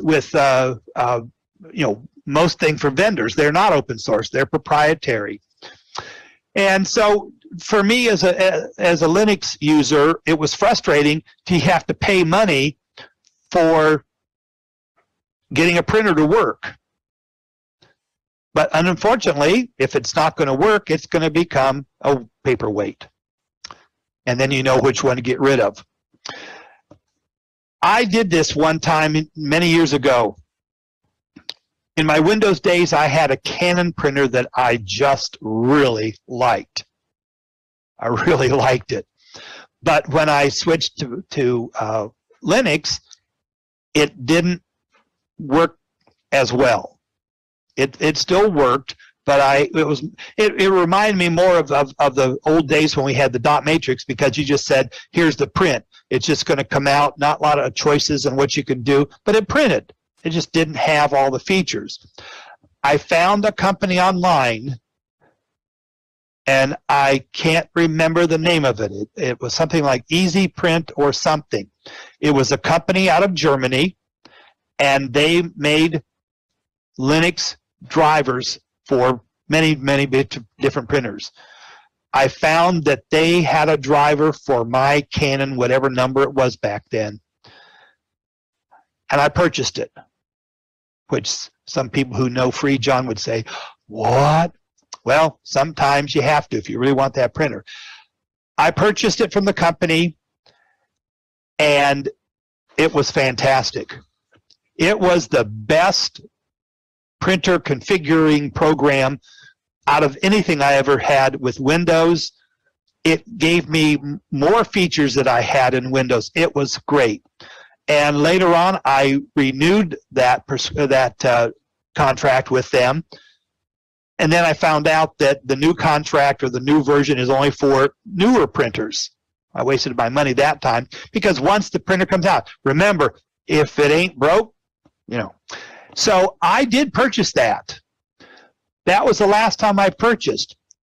I had an HP printer, worked fine until it went bad. And this brother is going strong, and the only thing I had to do was to add the scanner to make it work, because the generic one was like the driver that was both for Judy's and for Dave's. It ran the printer, and it printed fine. I just couldn't scan. Once I added the scanner part, it scans fine. So there's So converting Windows 10 users to Linux, I believe there's a window of opportunity because many of the Windows 10 PCs won't be able to upgrade to Windows 11. I've seen estimates of about 50% out in the field. And so that means that many Windows users, if they want to remain Windows users, get new PCs, and that means they have an extra Windows 10 PC sitting around. And lots of them are appearing. And so this topic today is converting an extra Win 10 box to Linux completely 100%. And so we've been going through several sessions. The first, we downloaded the ISO and made a live USB. So we had the Linux software and we installed it last month on a PC, and I used Linux Mint 21. And so I'm going to continue along, and we're talking about getting more familiar with the Linux software. And here we're going to get more software for Linux Mint. And as I've said before, and I'll just reiterate, programs are written in source code that human beings can read. It looks like algebra and English mashed together. But computers need object code, or what we call binary code. And to do this, they are translated or compiled. So when we talk about software, we're talking about go and get the compiled final object code. And every application, generally, someone writes an application, a main program, but then there are small components, small sub-programs that have already been written. And so people can link these together so that it's easier to write programs. And there are two ways to do this. One is called dynamic linking, which the programs are linked when you need them as you're running the machine. And this is mainly what's been done for the last 20 years, 30 years at Linux. So the program and the extra programs, which are called dependencies in Linux, all together form what is known as a package. And the package then is installed in our computer, and the program goes one place and the dependencies go another place. And as we run them, as needed, they will be linked together. Another way to do it is called static linking, where we link the programs when we start, and so we install it as a single unit. And these are sometimes called a container. So those are the two basic ways that we're going to get software on our computer. Now, to do this, there are all kinds of protocols. The protocol is a bunch of rules that everybody just kind of accepts, the ways to do things. And in the dynamic protocol, the way we've been doing it, there are rules to make the software and rules to link the units at runtime. So everybody kind of follows the same historical procedures. And examples of different ways are the Debian, Red Hat, and Arch systems. And there are other systems, but these are the big three that you find out. And in general, all of these will be called distributed systems. That is, there are many people that make each little piece, and many people that keep it up to date, and they're all separate, but they're published in what's called repositories, which our distributions generally take care of. And this approach of open source software the way we keep it safe is the transparency. Everybody can look at it, and reputation. If somebody does something bad, it's known, and they get ostracized out of the club, so to speak. Today I'm going to talk about one system, and that's Debian, because I'm talking about Linux Mint. Generally, a distribution only uses one of these types of protocols. The other protocol, which has just come into vogue lately, is called a static protocol, which can either be a container or just a large executable file. The protocol itself kind of has the interface between the operating system and the software. The software is kind of always built as just like the legacy, but it's packaged differently into self-contained groups. Examples are Snap, Flatpak, and AppImage. And these we generally get from a single source and get from either the originator of the package or a website collection. And the container systems, in order to help us keep safe, generally have ways to isolate the code from the operating system, so they don't interfere with the operating system and can't attack it or do anything with it. And today I'm going to talk about Flatpak and AppImage and not Snap. So in summary, we can get our software from 3 different kinds of sources. The legacy, generally our distribution has it all packaged for us, and it has a program, and we just get it from our distribution. Don't have to worry about anything. Another place is containers, and 2 of the popular spots are Snapcraft, which is run by Canonical, and FlatHub, which is kind of a foundation type organization. These containers are good sometimes if we want more recent programs. A third choice is called AppImage, and you can get those from the appimagehub.com, which is another website, or you can get it from the authors themselves.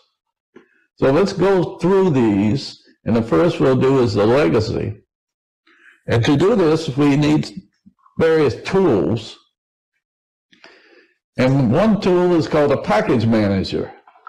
This is kind of the back end that takes care of all the details.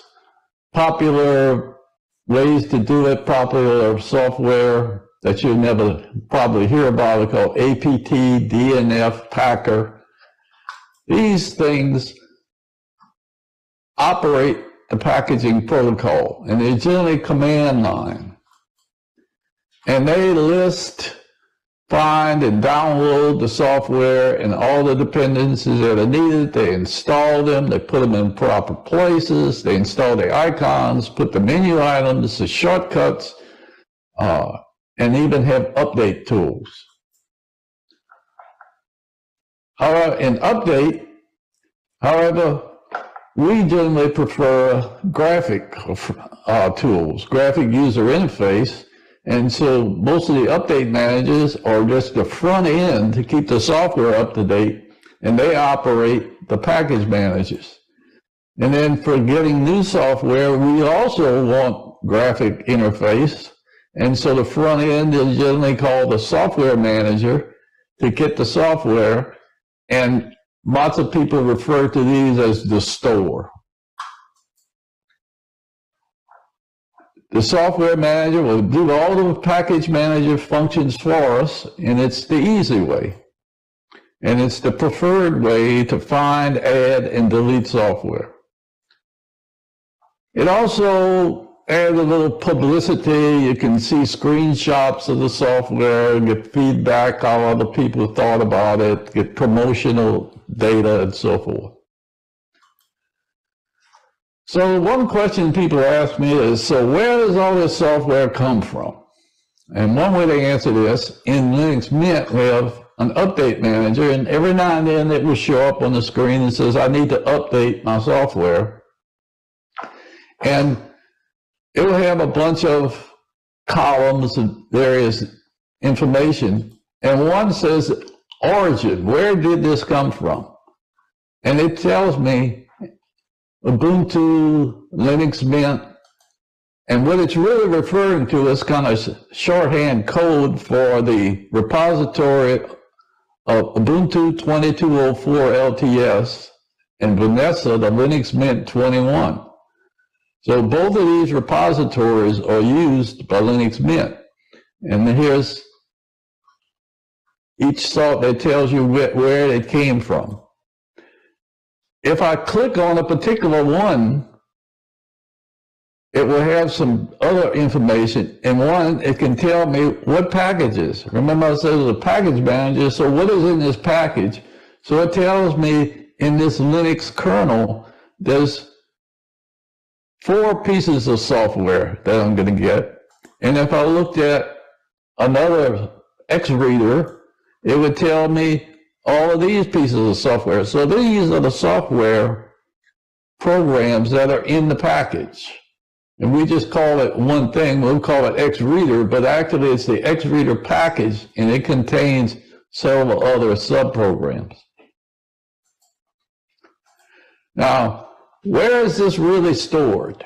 So there's lots of ways to do this, but one easy way is I use is in the update manager, it tells me where my software came from. And if I double click on this particular box, it'll give me a whole list and I can choose what I want. And so I've chosen 2, one from Purdue University and one from the University of Maine. And this points out that the software, besides being open source, lots of people are helping by allowing their machines to have what's called a mirror or a copy of the software. So this is the collaborative approach of Linux. And so many people are collaborating and helping and helping share the burden. If we say, okay, this is actually the website where the software is stored, and I go and I'll actually go to that website and I'll find it's just another computer. It's got another list of files in its file manager. And what I see is it's most of the time the programs are under what's called pool. And here they're alphabetized in different folders. So in the C folder, the Cinnamon, which is the desktop of Linux Mint 21, has various folders which contain the Linux Mint software. And if I go to the main where the Ubuntu material is stored and go to its pool, I can see it has lots of different software, and probably 70% of the Linux Mint software, they just point to the Ubuntu software. And in the case here, I've taken this particular folder in Hello, and what you'll see finally, if you dig down far enough, you'll see this file called a deb file. And this is the actual file that runs, the Debian file. So all of this is out there somewhere. We don't need to know about it, but that's how the open source system works. We can run the APT package manager, which is a command line tool, to do this. And we have to run it as administrator, and we can update it or install packages.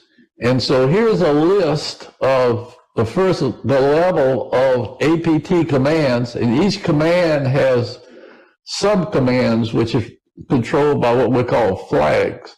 There's a whole system to operate this, but we don't want to learn this. We want the graphic tools. So the graphic tools are running all of these for us. This is what's in the background. And the 2 tools that you run across more common are Synaptic which is kind of general for lots of distributions, and the Mint Software Manager, which is specific for Mint. So here's an example that I want to know, give me a list of all of the software I've installed, or I could have an example of show information about one particular piece of software, Nemo, and it tells me who did it, when it was updated, all kinds of stuff. So all of this information is open and out on the web. If you use Synaptic, here's the Synaptic graphic file manager, package manager, and for instance, I've clicked here to see which packages are installed, and it tells me what's installed, and if it has this symbol here, this tells me it's a Debian, which a Debian is a group which helps compile lots of the software we use. Ubuntu gets to Debian information, and Mint gets to the Ubuntu, so you see there's different groups all involved here in this open source approach to software. If I want to know which packages actually came from a particular place here, which came from the Mint group, here I have a list. It's a long list of all the software that Mint actually has, and the green squares indicate I actually have them installed on my system. And if I didn't have it and I wanted it, I could click on it and install it. The best way and the normal way that everybody gets it, though, is they go to the software manager. So the software manager is handling all of this back end for us. And here's Mint Software Manager. It gives us some choices. Here's some stuff that it's advertising that we ought to think about. And it has bunches of categories. And here's why I'll be looking at this particular piece of software, and then I'll look at some software from graphics group, and then I'll look at some software from the Flatpak group. So if you go to Scribus, which is one of the recommended software, it will explain everything you need to know about it, and all you have to do is click the install button and it takes care of everything for you. Once you have it installed, you go to the same place and it'll have the remove button and it will deinstall it. It also will have information from different people, what they think about it, and it will tell you what the package name is and where it came from. In the graphics group, you get a whole bunch of choices. It will tell you the popularity, how many people, what do people think about it, you know, standard thing, just like you find on Amazon or whatever. And if it's installed, it will put a little check mark by it. Here, if I go to the graphics, there's a subcategory for photography, and if I click on that, it will give me another bunch, so I can find isolated to just those graphic programs which deal with photography. In this software manager, in the little hamburger menu, it will also, you can switch and ask it to tell which ones do I have installed. If you want to know do you have it installed, real quick way, and it'll list all the programs that you have installed, no matter where it came from. Now there's another group called Flatpak. These are the container type. The others were the legacy builds.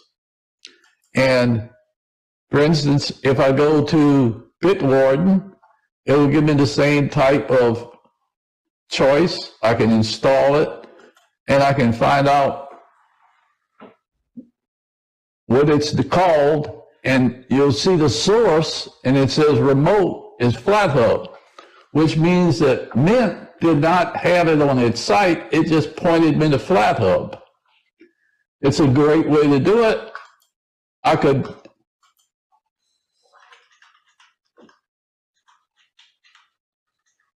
go to FlatHub myself, and it'll have all these choices. And if I click on a particular one, it will give me the chance, it'll give me more information, and I can also install it from that site also. Now, app images are a little bit different. They are self-contained, but they are just a regular file. So you do not need to be an admin to load this. And the Mint has no utility for it, so you have to actually go to the website. So if you go to the appimagehub.com, and it has categories, and you can pick on these. Just remember that all the security is controlled by the developers, and all the updating is controlled by you. So there's less help. These are just files that are out there, and some of them will integrate into the menu, and some of them you have to add another software program called a launcher. And here's an example of the app image. It'll, just like the others, it'll give you a little publicity why it's a great deal, and you download the file. And so here in my system, I have downloaded several app images. One is Bitwarden, and one is Etcher. So they're just files. And I just double click on the file and it runs. However, in order for that to work, you have to make sure that you change the file to allow it to execute. But you just right click on it and one of the options will be available. I find it's best to keep the app images in one place so I know where they all are. And remember, you are responsible for the updates, whereas most of your snaps, flat packs, and your regular legacy software will remind you and have ways to tell you to update it. So some final thoughts for these three sources. The legacy system is well established, and the apps have been around, and community inspection and transparency keeps these very safe. They generally work well. The downside is that our distributions only come out every 2 or 3 years, and you may not have the latest version. And if you try to add the latest version, sometimes it will break what we call break the system, or break that program. Another issue is that the developers have to tune this many times for each distribution. So containers came along, and they will allow us to get the very latest version of a program if we need it, and not mess with the rest of our system because they're generally isolated. Also, proprietary services like Zoom. They get packages for Zoom and have an open source front end to link to the proprietary Zoom part. It is less effort for developers since they can write one package and lots of distributions can accept it. As a part of security, Snap and Flatpaks have sandboxing to help isolate the apps so that they can't do any bad stuff with the rest of your system. Now, FlatHub and Snap programs are kind of a work in progress. There's not 100% everything polished as much as the legacy. But in general, if you want a brand new program, this is a place to go. App images, they're the original universal app protocol. And essentially you depend on the trust between you and whoever the developer is, whoever the company or the person doing it. and it has the lowest integration. Sometimes it doesn't always work with some of the Linux systems. So those are, in general, where you would get extra software that doesn't come downloaded when you get the distribution.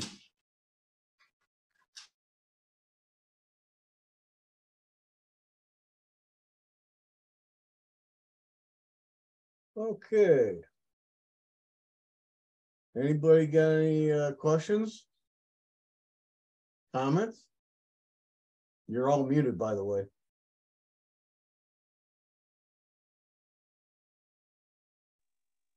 Dennis, do you think you got anything out of it?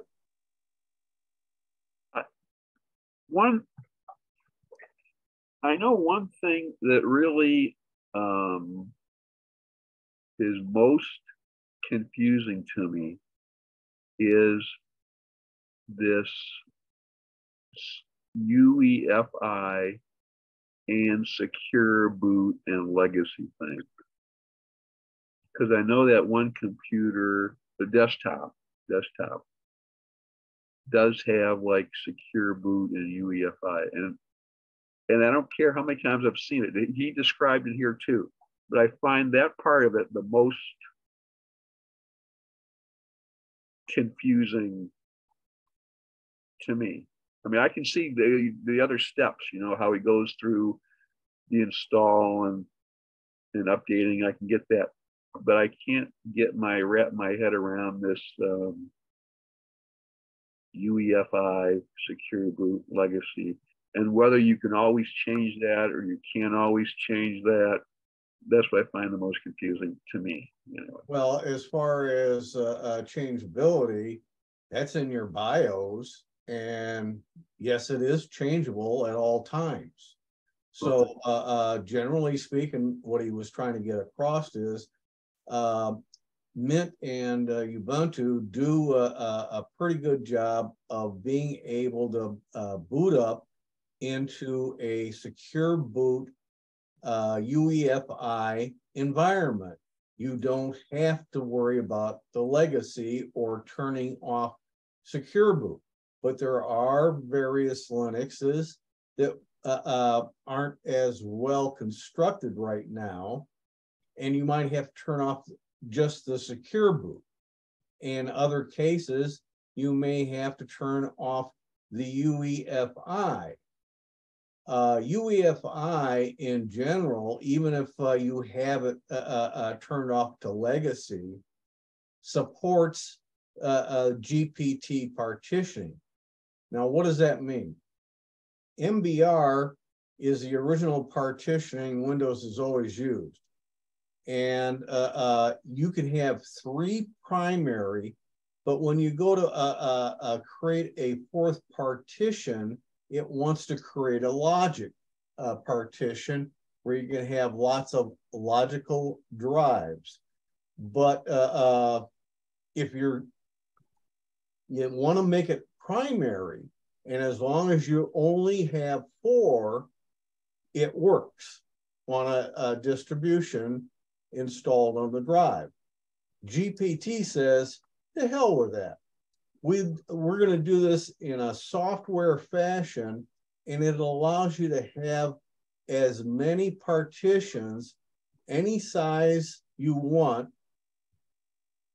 within the limits of your drive. And on Windows, you have a different way of putting it on a Linux system. In Windows, you have what's called a span drive. It's a dynamic drive. Basically speaking, let's say I had 2 4 terabyte drives. I can treat the 2 drives as one single drive. There's a way of doing that in Linux too. That's over the top for anything that any of you guys are going to really need. Usually this factor comes into play when you're dealing with a server. With a server, you don't want to have piecemeal all over the place. You have one blob of drives. It could be 2 drives, 3 drives, 4 drives, 5 drives, as many as your system can handle. So it gets real hairy in that respect. But if you turn off secure boot and you turn off UEFI to legacy, if you still have a Windows drive internally on the system, to boot that back up requires you to turn on the UEFI. Most Windows will boot up without secure boot being turned on. So generally, the only time you need the secure boot is when you're installing Windows. And if you want to, and you want to do Linux, what he was trying to get to in the early portion is that where it shares between a Windows operating system or a Linux, and you want to install a Linux Mint, it would put it on one drive. That's called dual booting. And dual booting has its pluses and minuses that Bob and I know about, and we know how to handle them. But at the same time, too, it's a frustrating nightmare at times. I've got one system. It's got 2 solid-state drives. There's a Windows operating system on each drive, different versions. And across the 2 drives, I have 11 distros of Linux, from Arch, RPM style, only it happens to be OpenSUSE's Gecko version. And you have also the Debian versions I've got out there. But I have them as the single blob because they are there as a learning environment only, to experiment, see what each of the distros has different, and learn that kind of stuff. So what he's showing you in the video is how to make a generic single blob installation. I call it a learning system. I don't do any live production in it because it has the downside that Windows and Mac have, in that you absolutely have to have solid backups of the whole image while it's working, and you need separate data backups of just your data files that you can't afford to lose, okay? If you don't have those 2 factors, you're dead meat if anything goes wrong, because odds are you're going to end up having to reinstall everything, including any programs you had installed, and you'll have to start from scratch if you don't have copies of your data files. If you do the separate partitioning like I originally was showing you, it's a better approach. If something goes wrong, it's usually in the root directory. You can back up the entire drive image, and you can reinstall the Linux operating system on there exactly the way it was done in the multi-partition setup. Then you can take that backup and restore just the partitions relevant to what was there before everything went bad.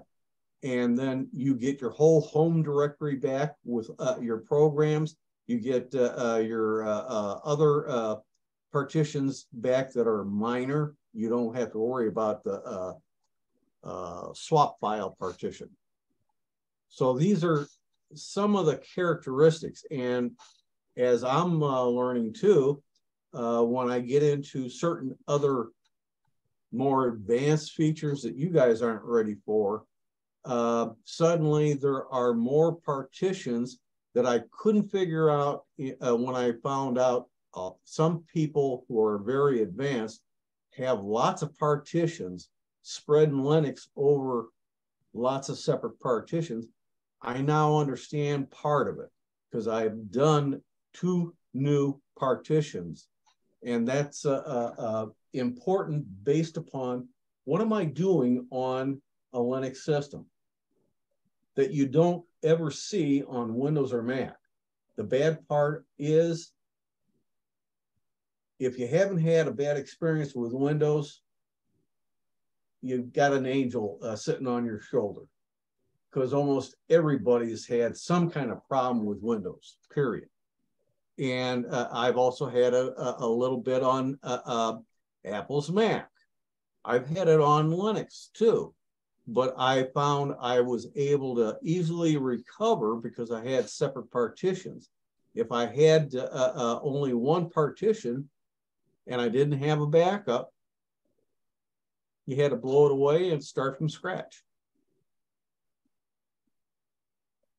Does that help any? Well, let me back up to when you first started explaining this. You were saying Mint. Well, let me ask it this way.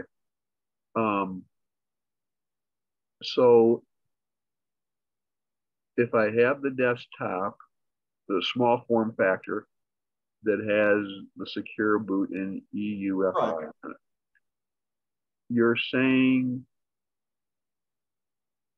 before, and if I want to blow the whole thing away and you just do it totally Linux Mint and not have dual boot, not have Windows, I still, besides having a backup, my first step in order to do that is I still must go into the BIOS and shut off the EUFI and the secure boot. Not necessarily, no. If you're using Mint and many, if not all the distributions of Ubuntu, odds are it will just plain work as is. Well, that's what I'm trying to understand. So in other words, I would have a USB drive with Mint on it. Right. I would plug it into the desktop, Right. turn on the desktop, but somehow, even with EUFI and secure boot, everything turned on, it's still going to go and try and boot from that USB stick with the Mint. Yeah, well, if you set it up, if you set it up correctly. correctly. On a certain factor. Number one, the drive that's internal to that box, does it have any operating system on it now? Yeah, it's got Windows 10. Okay, let's stop. At that point in time, it's going to boot up to 10, period. Okay. That's where you have to have that screen that has the boot menu keys, and Dell's is the escape key, if I remember correctly off that list. And so bottom line, you're going to, as you press the power button to turn that on with the flash drive plugged in, you're going to start hitting that escape key like there's nobody's business. And it'll eventually show you a boot menu. Then you would select the storage, USB storage device, and it'll be listed under UEFI. And then you, once you select that, instead of going to your internal hard drive where Windows 10 is, it goes to the USB drive where Mint is and will load up Linux Mint, show you the live installation of Linux Mint on that USB flash drive. And you can tell that by the install icon. If you see that install icon, it is going to be the live USB flash drive. And he was showing you about that, how to check that out to make sure that it is working properly on your system. Maybe something went wrong transferring the ISO image to the flash drive. I've had that happen before. There are many tools. Etcher is one. Rufus is another one that I've used. etc. And there's several others beyond that. Once you've got the flash drive booting up and it seems a-okay, like he was talking about, now you can be adventurous and hit that install button and go through the same routine that he went through there, and it will wipe out 10 on that drive. You will then, it will create two partitions, a small UEFI partition. It does this automatically. You don't have to think about it. And it'll create the rest of the drive as one big partition for your operating system. That is one way of doing it to learn how to use the Linux. Now, down the road here, I'm going to try again to be able to show how to do the installation the manual way that he talks about, which is you create the individual partitions and it will load the proper stuff into each of the partitions. You don't have to think about anything but the size of the partitions you want and what partitions you need. And for the most part, I would say 4 partitions is all that's needed for anybody's installation. And it'll work. So just to back up, what's gonna, on that flash drive, is it gonna be Rufus and the ISO together, or is just No. Rufus is a tool like Etcher that will put your ISO selected image, whatever the ISO is, and that includes Windows. Windows 10 or 11, Dennis, you get an ISO image, and those two tools will put the image onto the flash drive, and it's not copying the ISO to the flash drive. It's taking apart the ISO image and putting the pieces onto the flash drive. Dennis? Yes, Pete. To give you a different point of view, the MBR, the UD, and the what's the third one? You said the secure MBR? drive. Think of those as the protocols that the machine uses to do stuff. So it's behind the scenes. It's sort of like your little computer in the car. You turn on the key, it boots itself up. Those are that sort of stuff. So you've got selections that you can make before the machine boots up to go into those and make changes. And one of the changes you can make is the order of the drives that it boots up to. Right. So what you want to do first is go into there and make it boot to a USB drive first. And then put your Linux drive on the PC and then restart the machine, and it will see that automatically the first time. That's what I was trying to point out by pausing it. But now, if you don't have a Dell with that modern style BIOS look, you have the, I'll call it traditional BIOS layout. I have BIOS, almost all of them will give me the somewhere in there boot order. Right. And I can say, this is the first boot device. This is the second boot device, the third boot device. Some even go as far as a fourth device. But at the same time, if there's nothing in the USB port plugged in that has an operating system, it ignores it. Then it goes to the second device. Maybe that's your CD, DVD drive. If there's no disk in there, it skips that. Goes to the third device. That's usually your internal drive. And then if it finds the operating system, it loads it up. If it says, hey, I can't find any operating system, that means that your internal drive is either severely corrupted or it's a blank drive. Brand new drive that you just stuck in comes blank. So there's nothing to boot. And that's a good way of testing out a system is just fire it up and see if anything comes up. If it does, that's what's loaded onto the internal hard drive. Well, I just want to make sure I'm understanding this. From what I just understood from you and what Pete said, there's two different approaches here.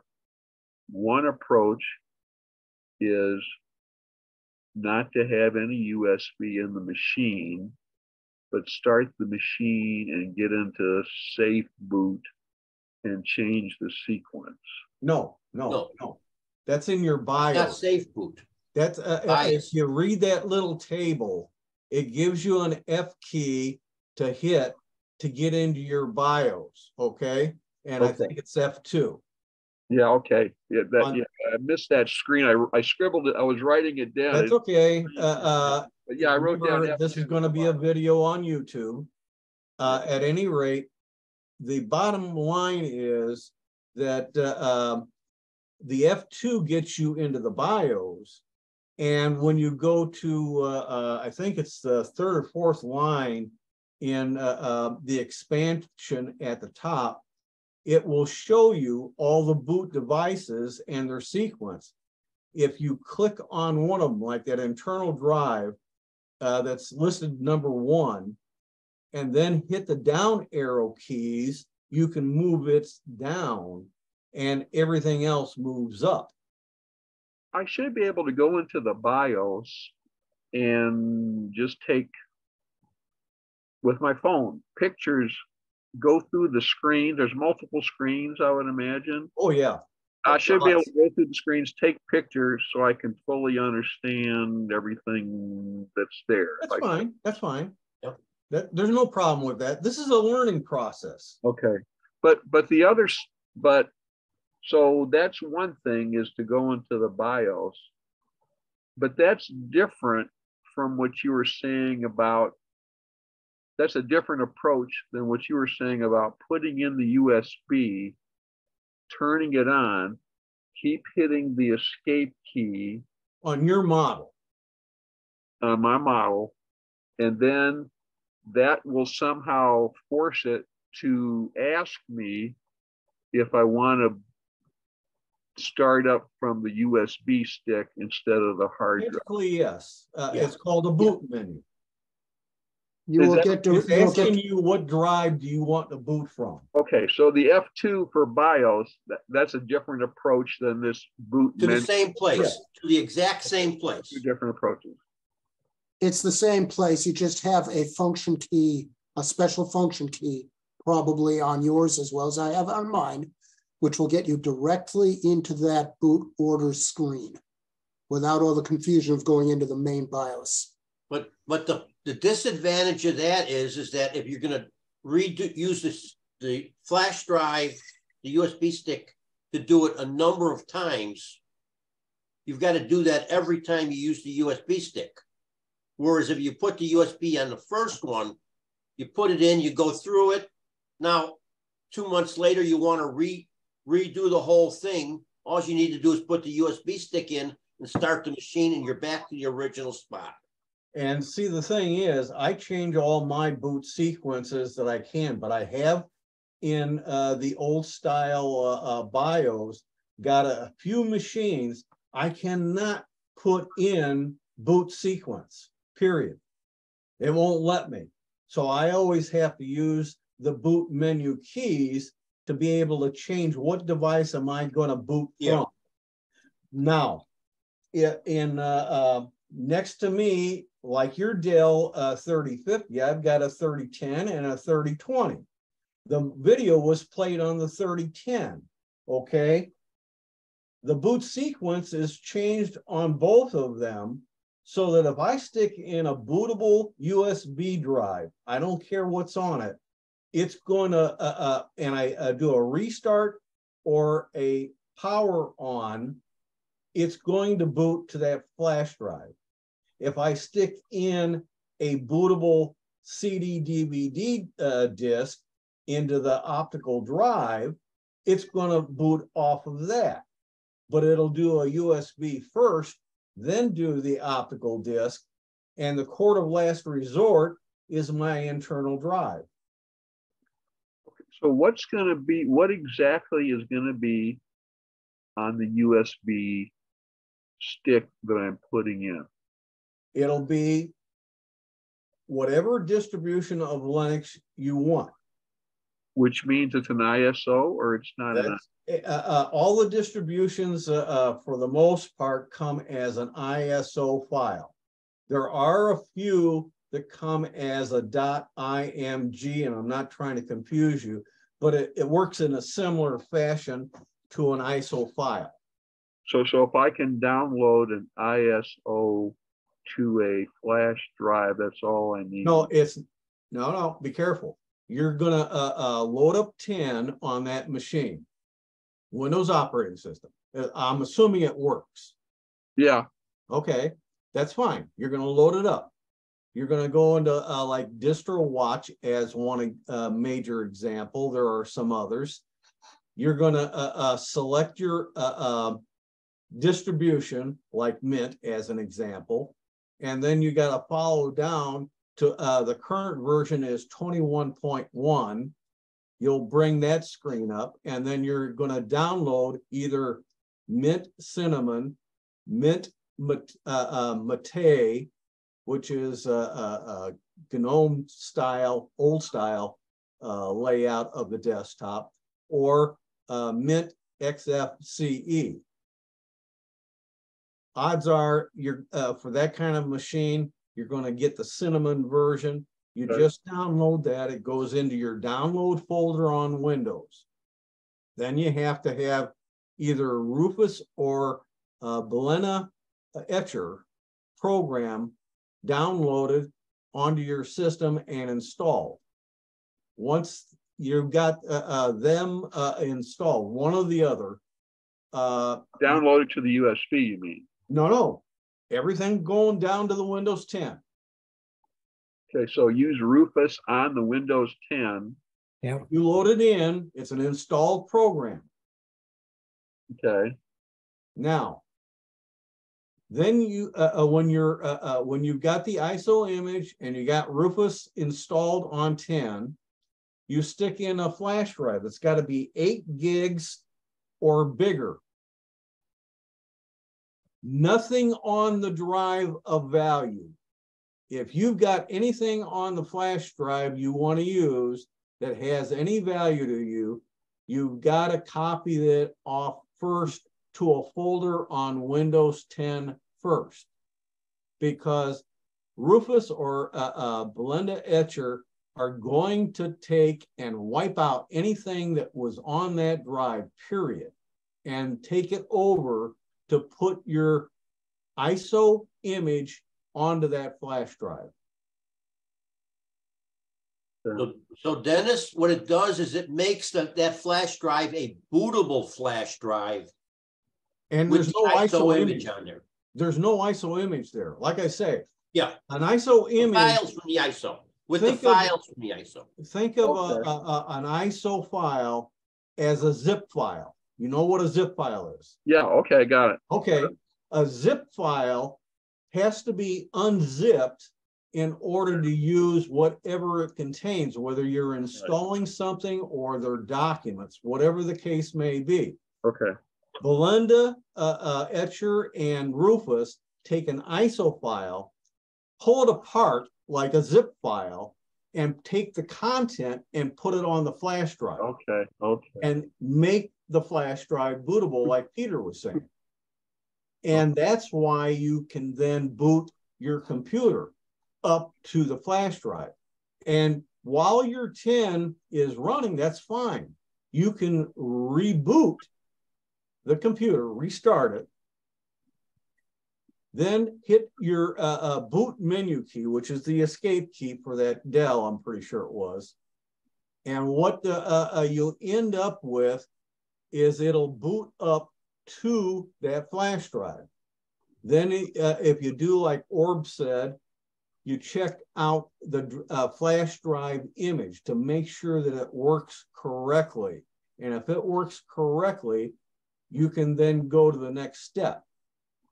But before you do, if you the flash drive you use had stuff that you saved on 10, you got to get that off somehow, because if you proceed with the install of whatever distribution of Linux is on that flash drive, it's going to wipe out everything there.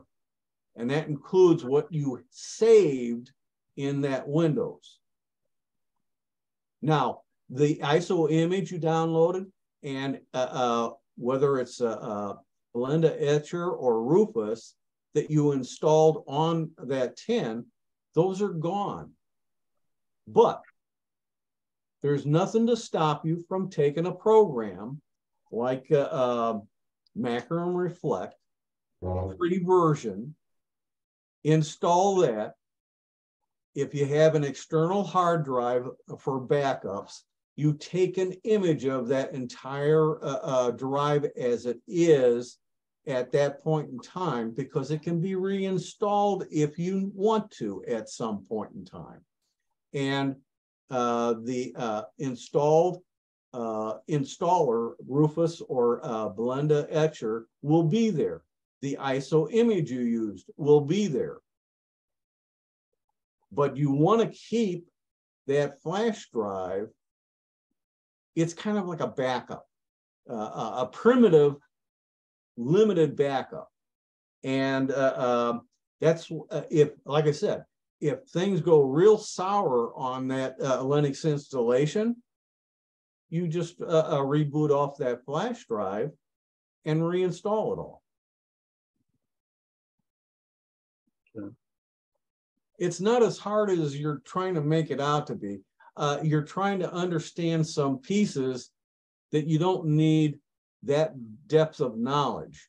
Just the general concept of what's going on that was presented in those 4 videos that were stitched together is all you really need to generally conceive and understand. Once you got that step, if I were you, and I do this myself at home, I would have the backup drive, a standard 2.5-inch external USB drive. I have Macro and Reflect loaded on the Windows. I back the entire thing up. I have the recovery flash drive to be able to restore Macro and Reflect's backup back to the drive at any time. And then I blow away whatever is out there and install it either as a blob, as a learning system, or I do the partitioning so that I have a more flexible, robust system that's easier to recover from. That's the objective, is to have at the beginning here. Wayne is in the same boat, and Peter to some extent too. You need the single blob just as a learning environment. Until you get your hands onto a working system, it's hard to learn something new. I don't care what it is. You could be wanting to do Photoshop on a Windows system. Okay, fine. Until you get it installed on your system, you can't begin to really learn Photoshop, because you got to have it loaded up and you got to do piecemeal at a time, little baby steps at a time, understanding a certain amount of information, maybe from a YouTube video or a document you read, and you try it out. I'll be back until you get it to work. That's the basics of learning the new stuff. And there's a lot of software that's available that parallel in some form what you can do on Windows by and large. Not everything, mind you, but there are quite a few different things.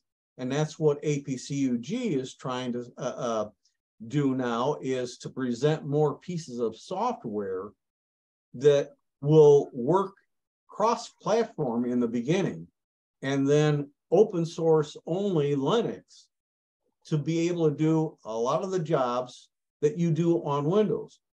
When you get in your learning module, here's two things to keep in mind.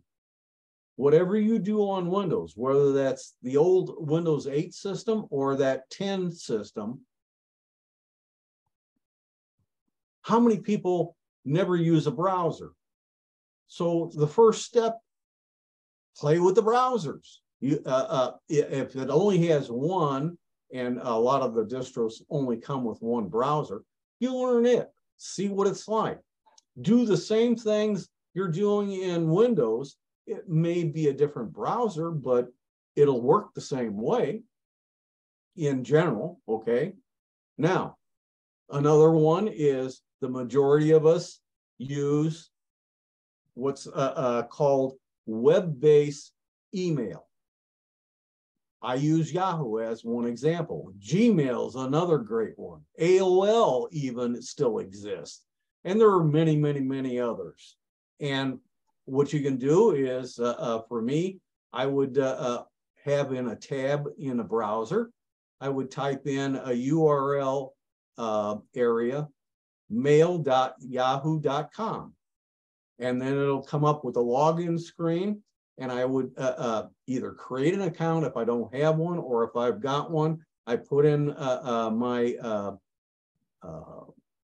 email address name, and then I'd put in the password, and I'm in there live on a Linux box, like I can be on a Windows box or a Mac. I've got old Macs. They all work the same general principle.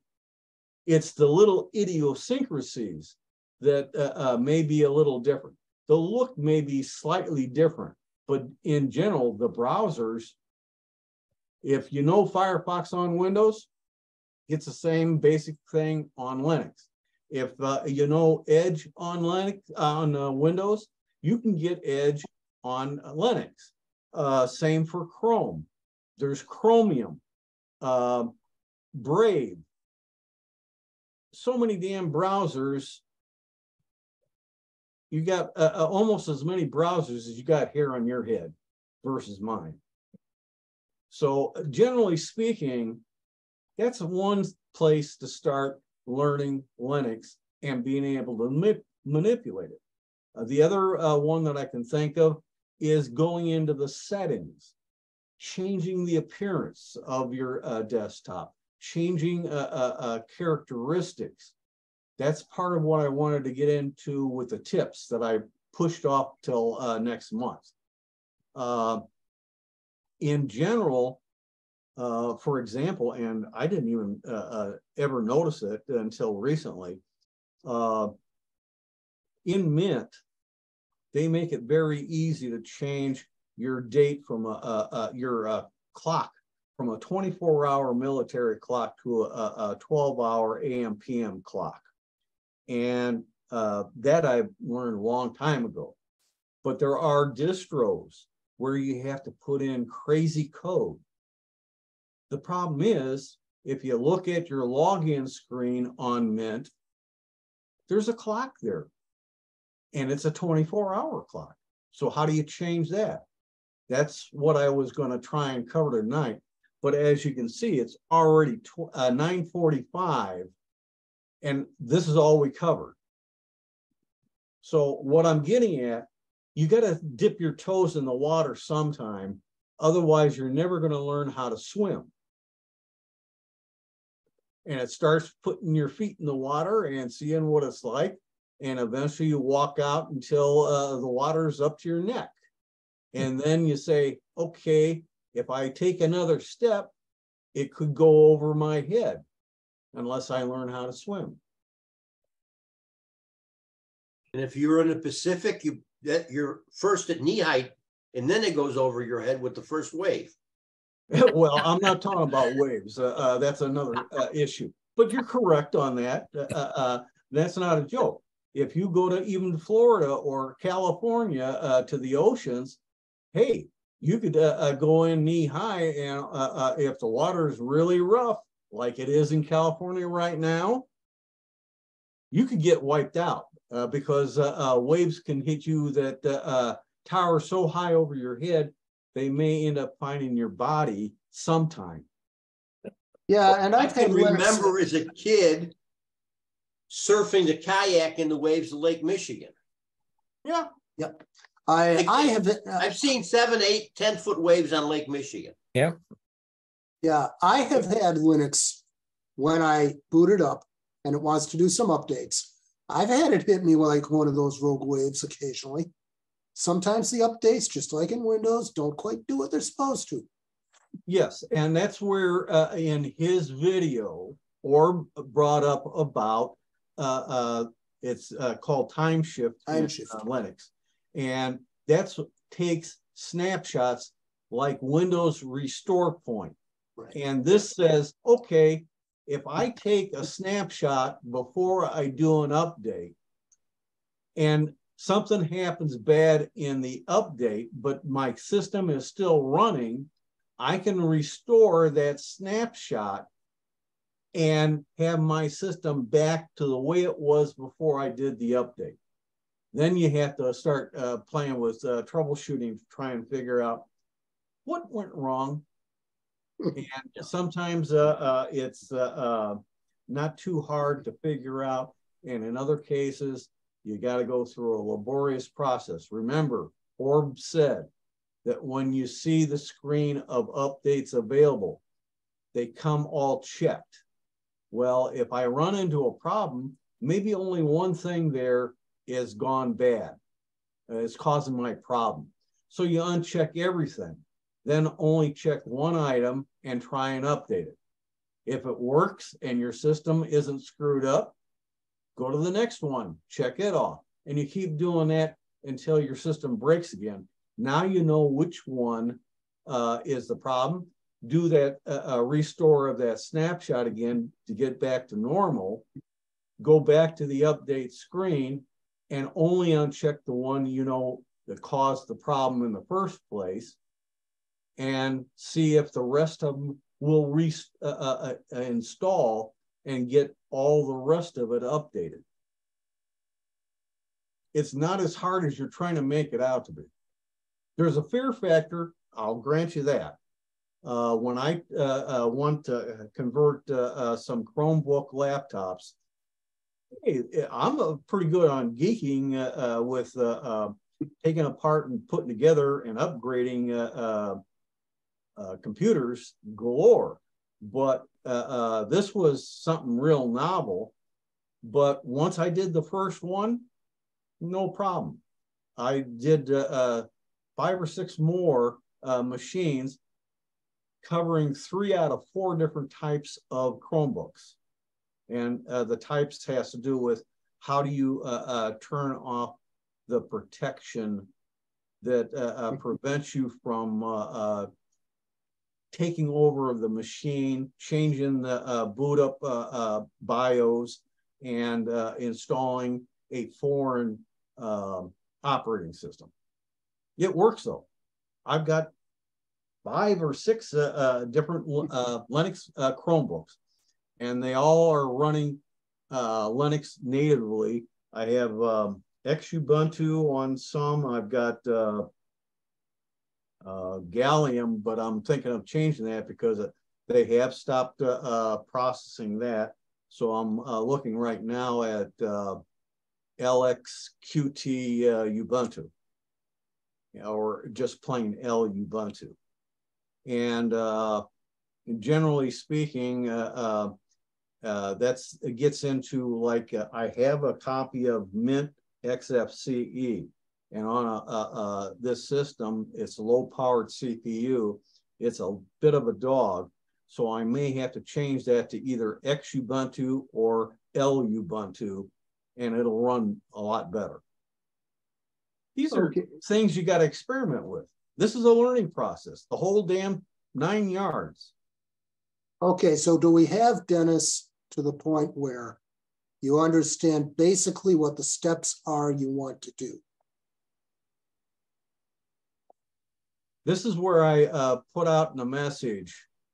If you look at the February YouTube video for Linux in Chicago Computer Society, and when I get this one posted up, you look at that video, it gives you the whole 9 yards.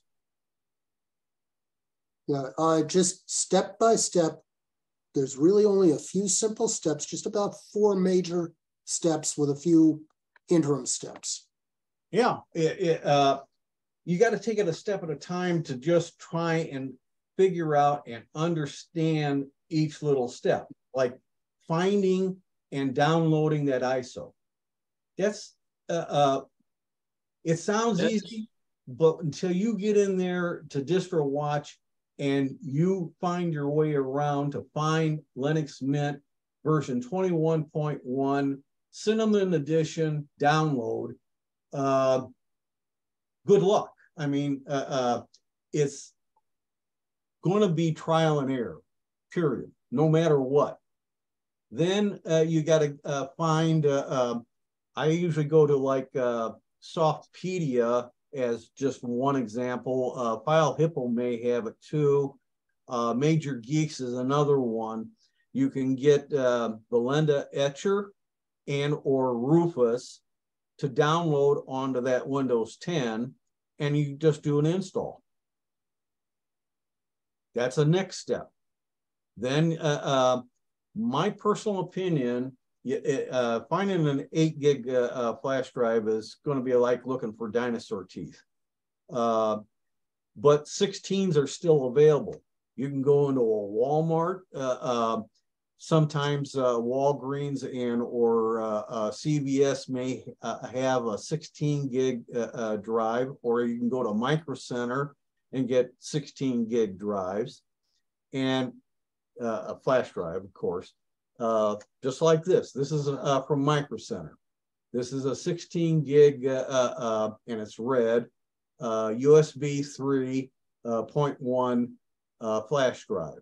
And all you do is stick it in, bring up either Rufus or Belinda Etcher, tell it where your ISO image is at, which is in your C drive download folder, find it, highlight it, say open it, and it'll be then in that installer program. Then you tell it, where am I installing this to? Well, with Rufus, when you stuck in the flash drive, it knows the likelihood of what drive you want to put the image on. But double check it. It's the first line. It tells you the characteristics of that drive. There you would do a select button in Rufus and then point to your C drive download folder and to the specific ISO image. You can almost leave it alone at that point and hit the start button on Rufus. With Belinda Etcher, you just hit start flashing, and it's transferring everything in that ISO image you pointed to the flash drive. And when it says it's all done, you can exit out of those programs and restart the computer just to check to see, does the flash drive work? If it doesn't, then you got to get with one of us to try and figure out why. Maybe something went wrong with that process. That's okay. It happens. There's ways around it. If it worked, then great. It boots up. You're on to the flash drive. Check it out to make sure that it looks like everything is working like Orb talked about. And if it works, I would then stop, back up that Windows 10 completely onto an external drive with something like Macroom Reflect. I would get a second flash drive to, this can be a small one. This can be as small as 512 megabytes or 1 gigabyte or 2 gigabyte, but you have to have such a drive in your possession because you'll never find them available on the market. And you put that into Macro and Reflect, and under the menu bar at the top left side, there is a category called Other.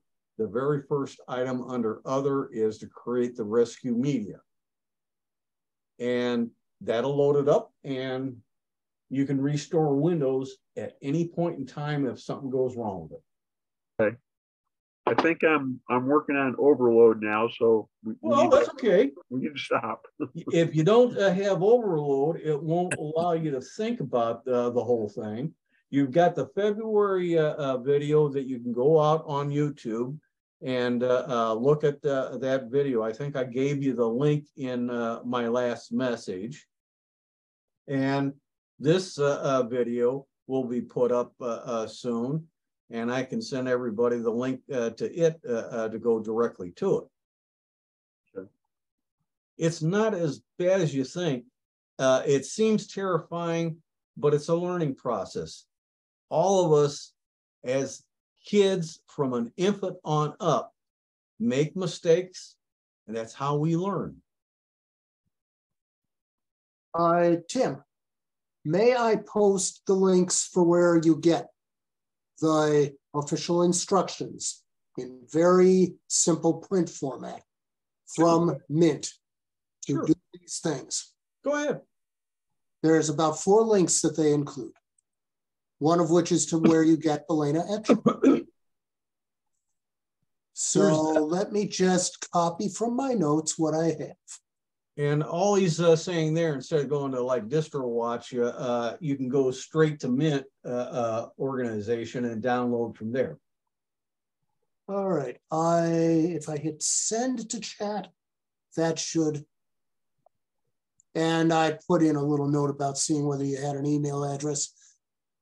Why don't I put in my email address in case you need anything further on this?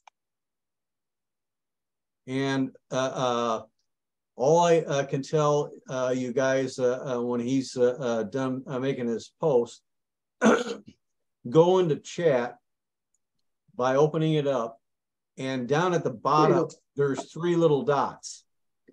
Click the 3 little dots, and a little menu pops up, and the top option is save the chat, so that when the meeting ends, you will have a text file on your computer with everything that's in chat. Is that? By the way, in the upgrade to Zoom, things have moved around a little bit. So in the chat, some of this has been moved a little. There's some interesting features that are down there now that mimic my Yahoo email options at the bottom of a new email that I'm making. And I can change color of the text. I can change background colors. There's a lot of little idiosyncrasies now. Do you, Dennis, do you see the chat? Did you open it up? Yeah, I just tried to save the chat, and now it won't save it. It won't. Once you click on save, it just remembers it. When the meeting ends or you leave the meeting, then it will pop up your File Explorer and show you a text file that it's going to save in your Documents folder in a subfolder called Zoom. Yeah, well, there's a little thing on there that says after you save it, show in folders. So I'm hitting that just to. Yeah, and the folder is Documents, subfolder Zoom, and then your the name of the file, and it's a .txt file. Let's see if I can print it. And you can open that up with Notepad as an example, or you can print it out. It don't matter how you want to handle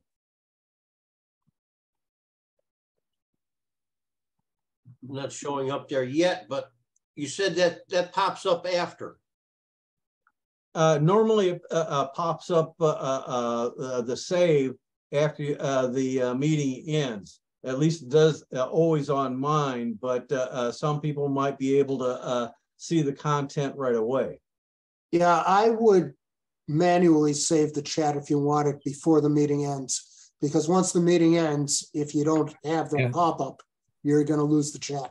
Well, if you did the pop-up with the 3 dots and you click on save, it'll do it. Yeah, that's the safe way. So generally speaking, these are the little ins and outs, and there's a whole lot of options that are available, and you don't even know a fraction of Windows, let alone anything else. And that's not a joke. There's so much to the operating systems anymore, and the constant changes are unreal. Now, I'm going to be sending out, I already sent out earlier a email that had links to several videos. Did any of you look at them? Any of them?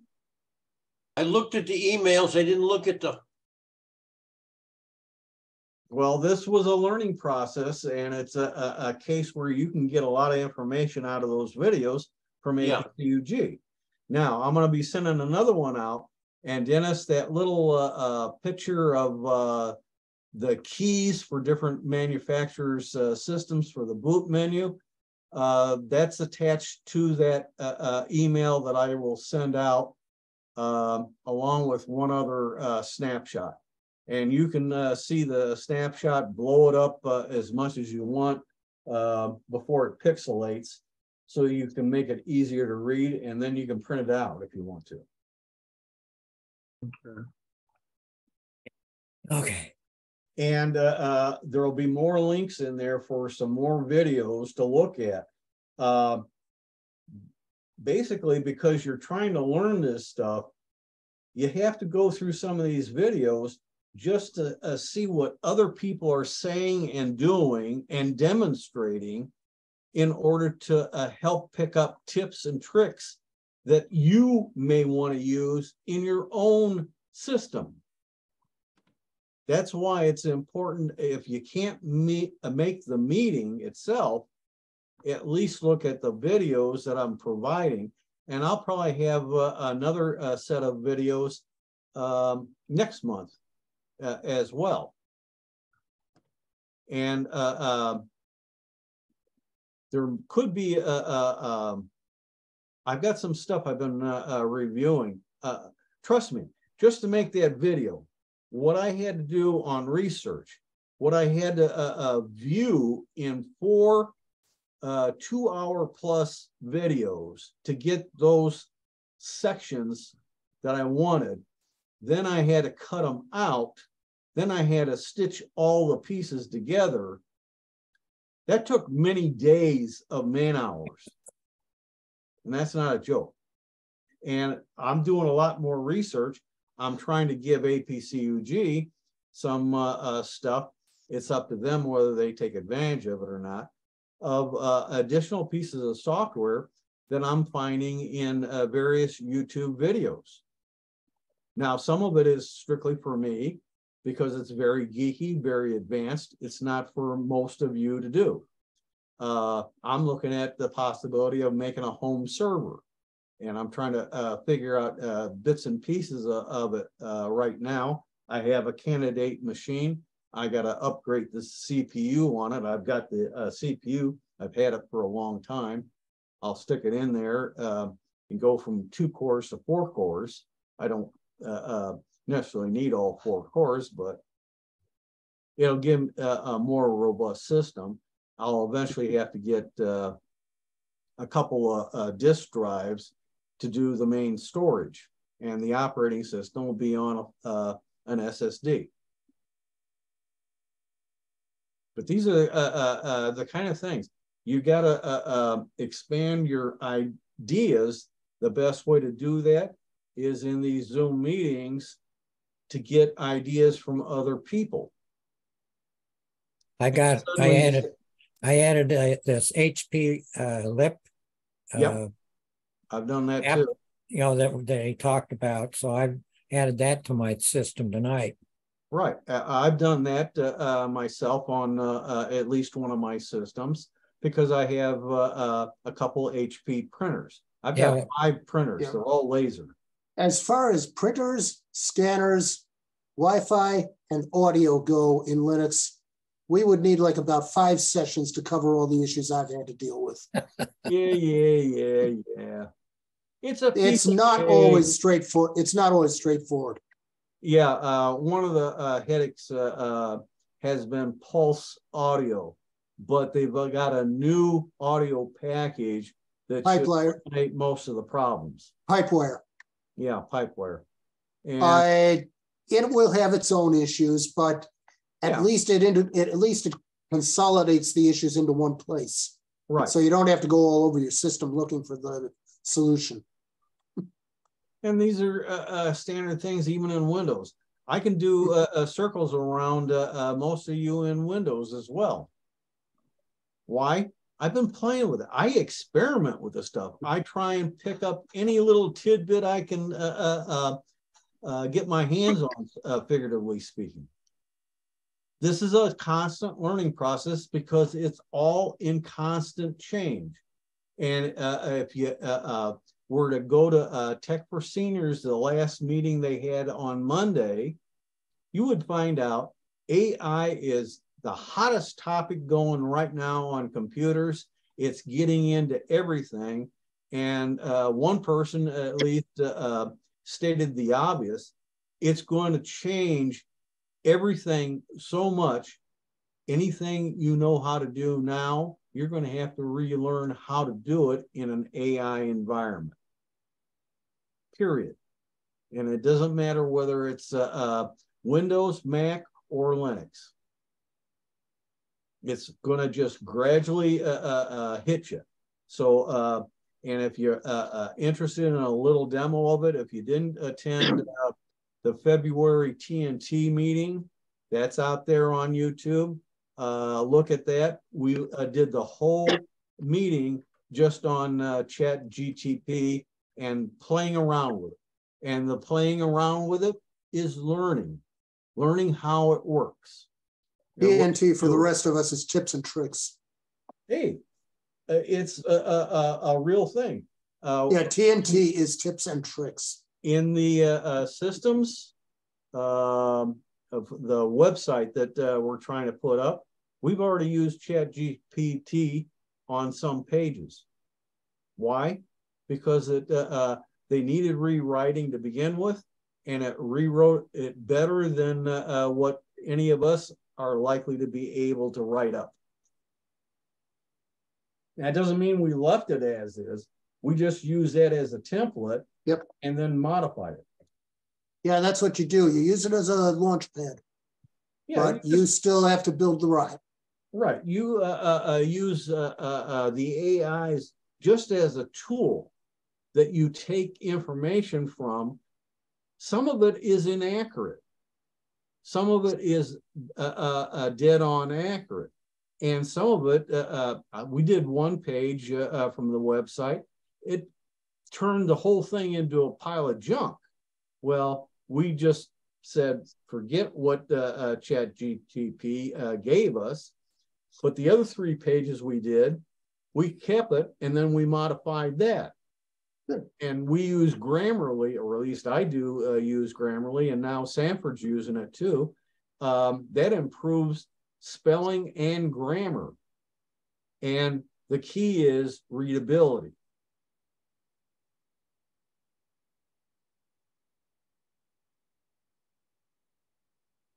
Anything else anybody wants to bring up?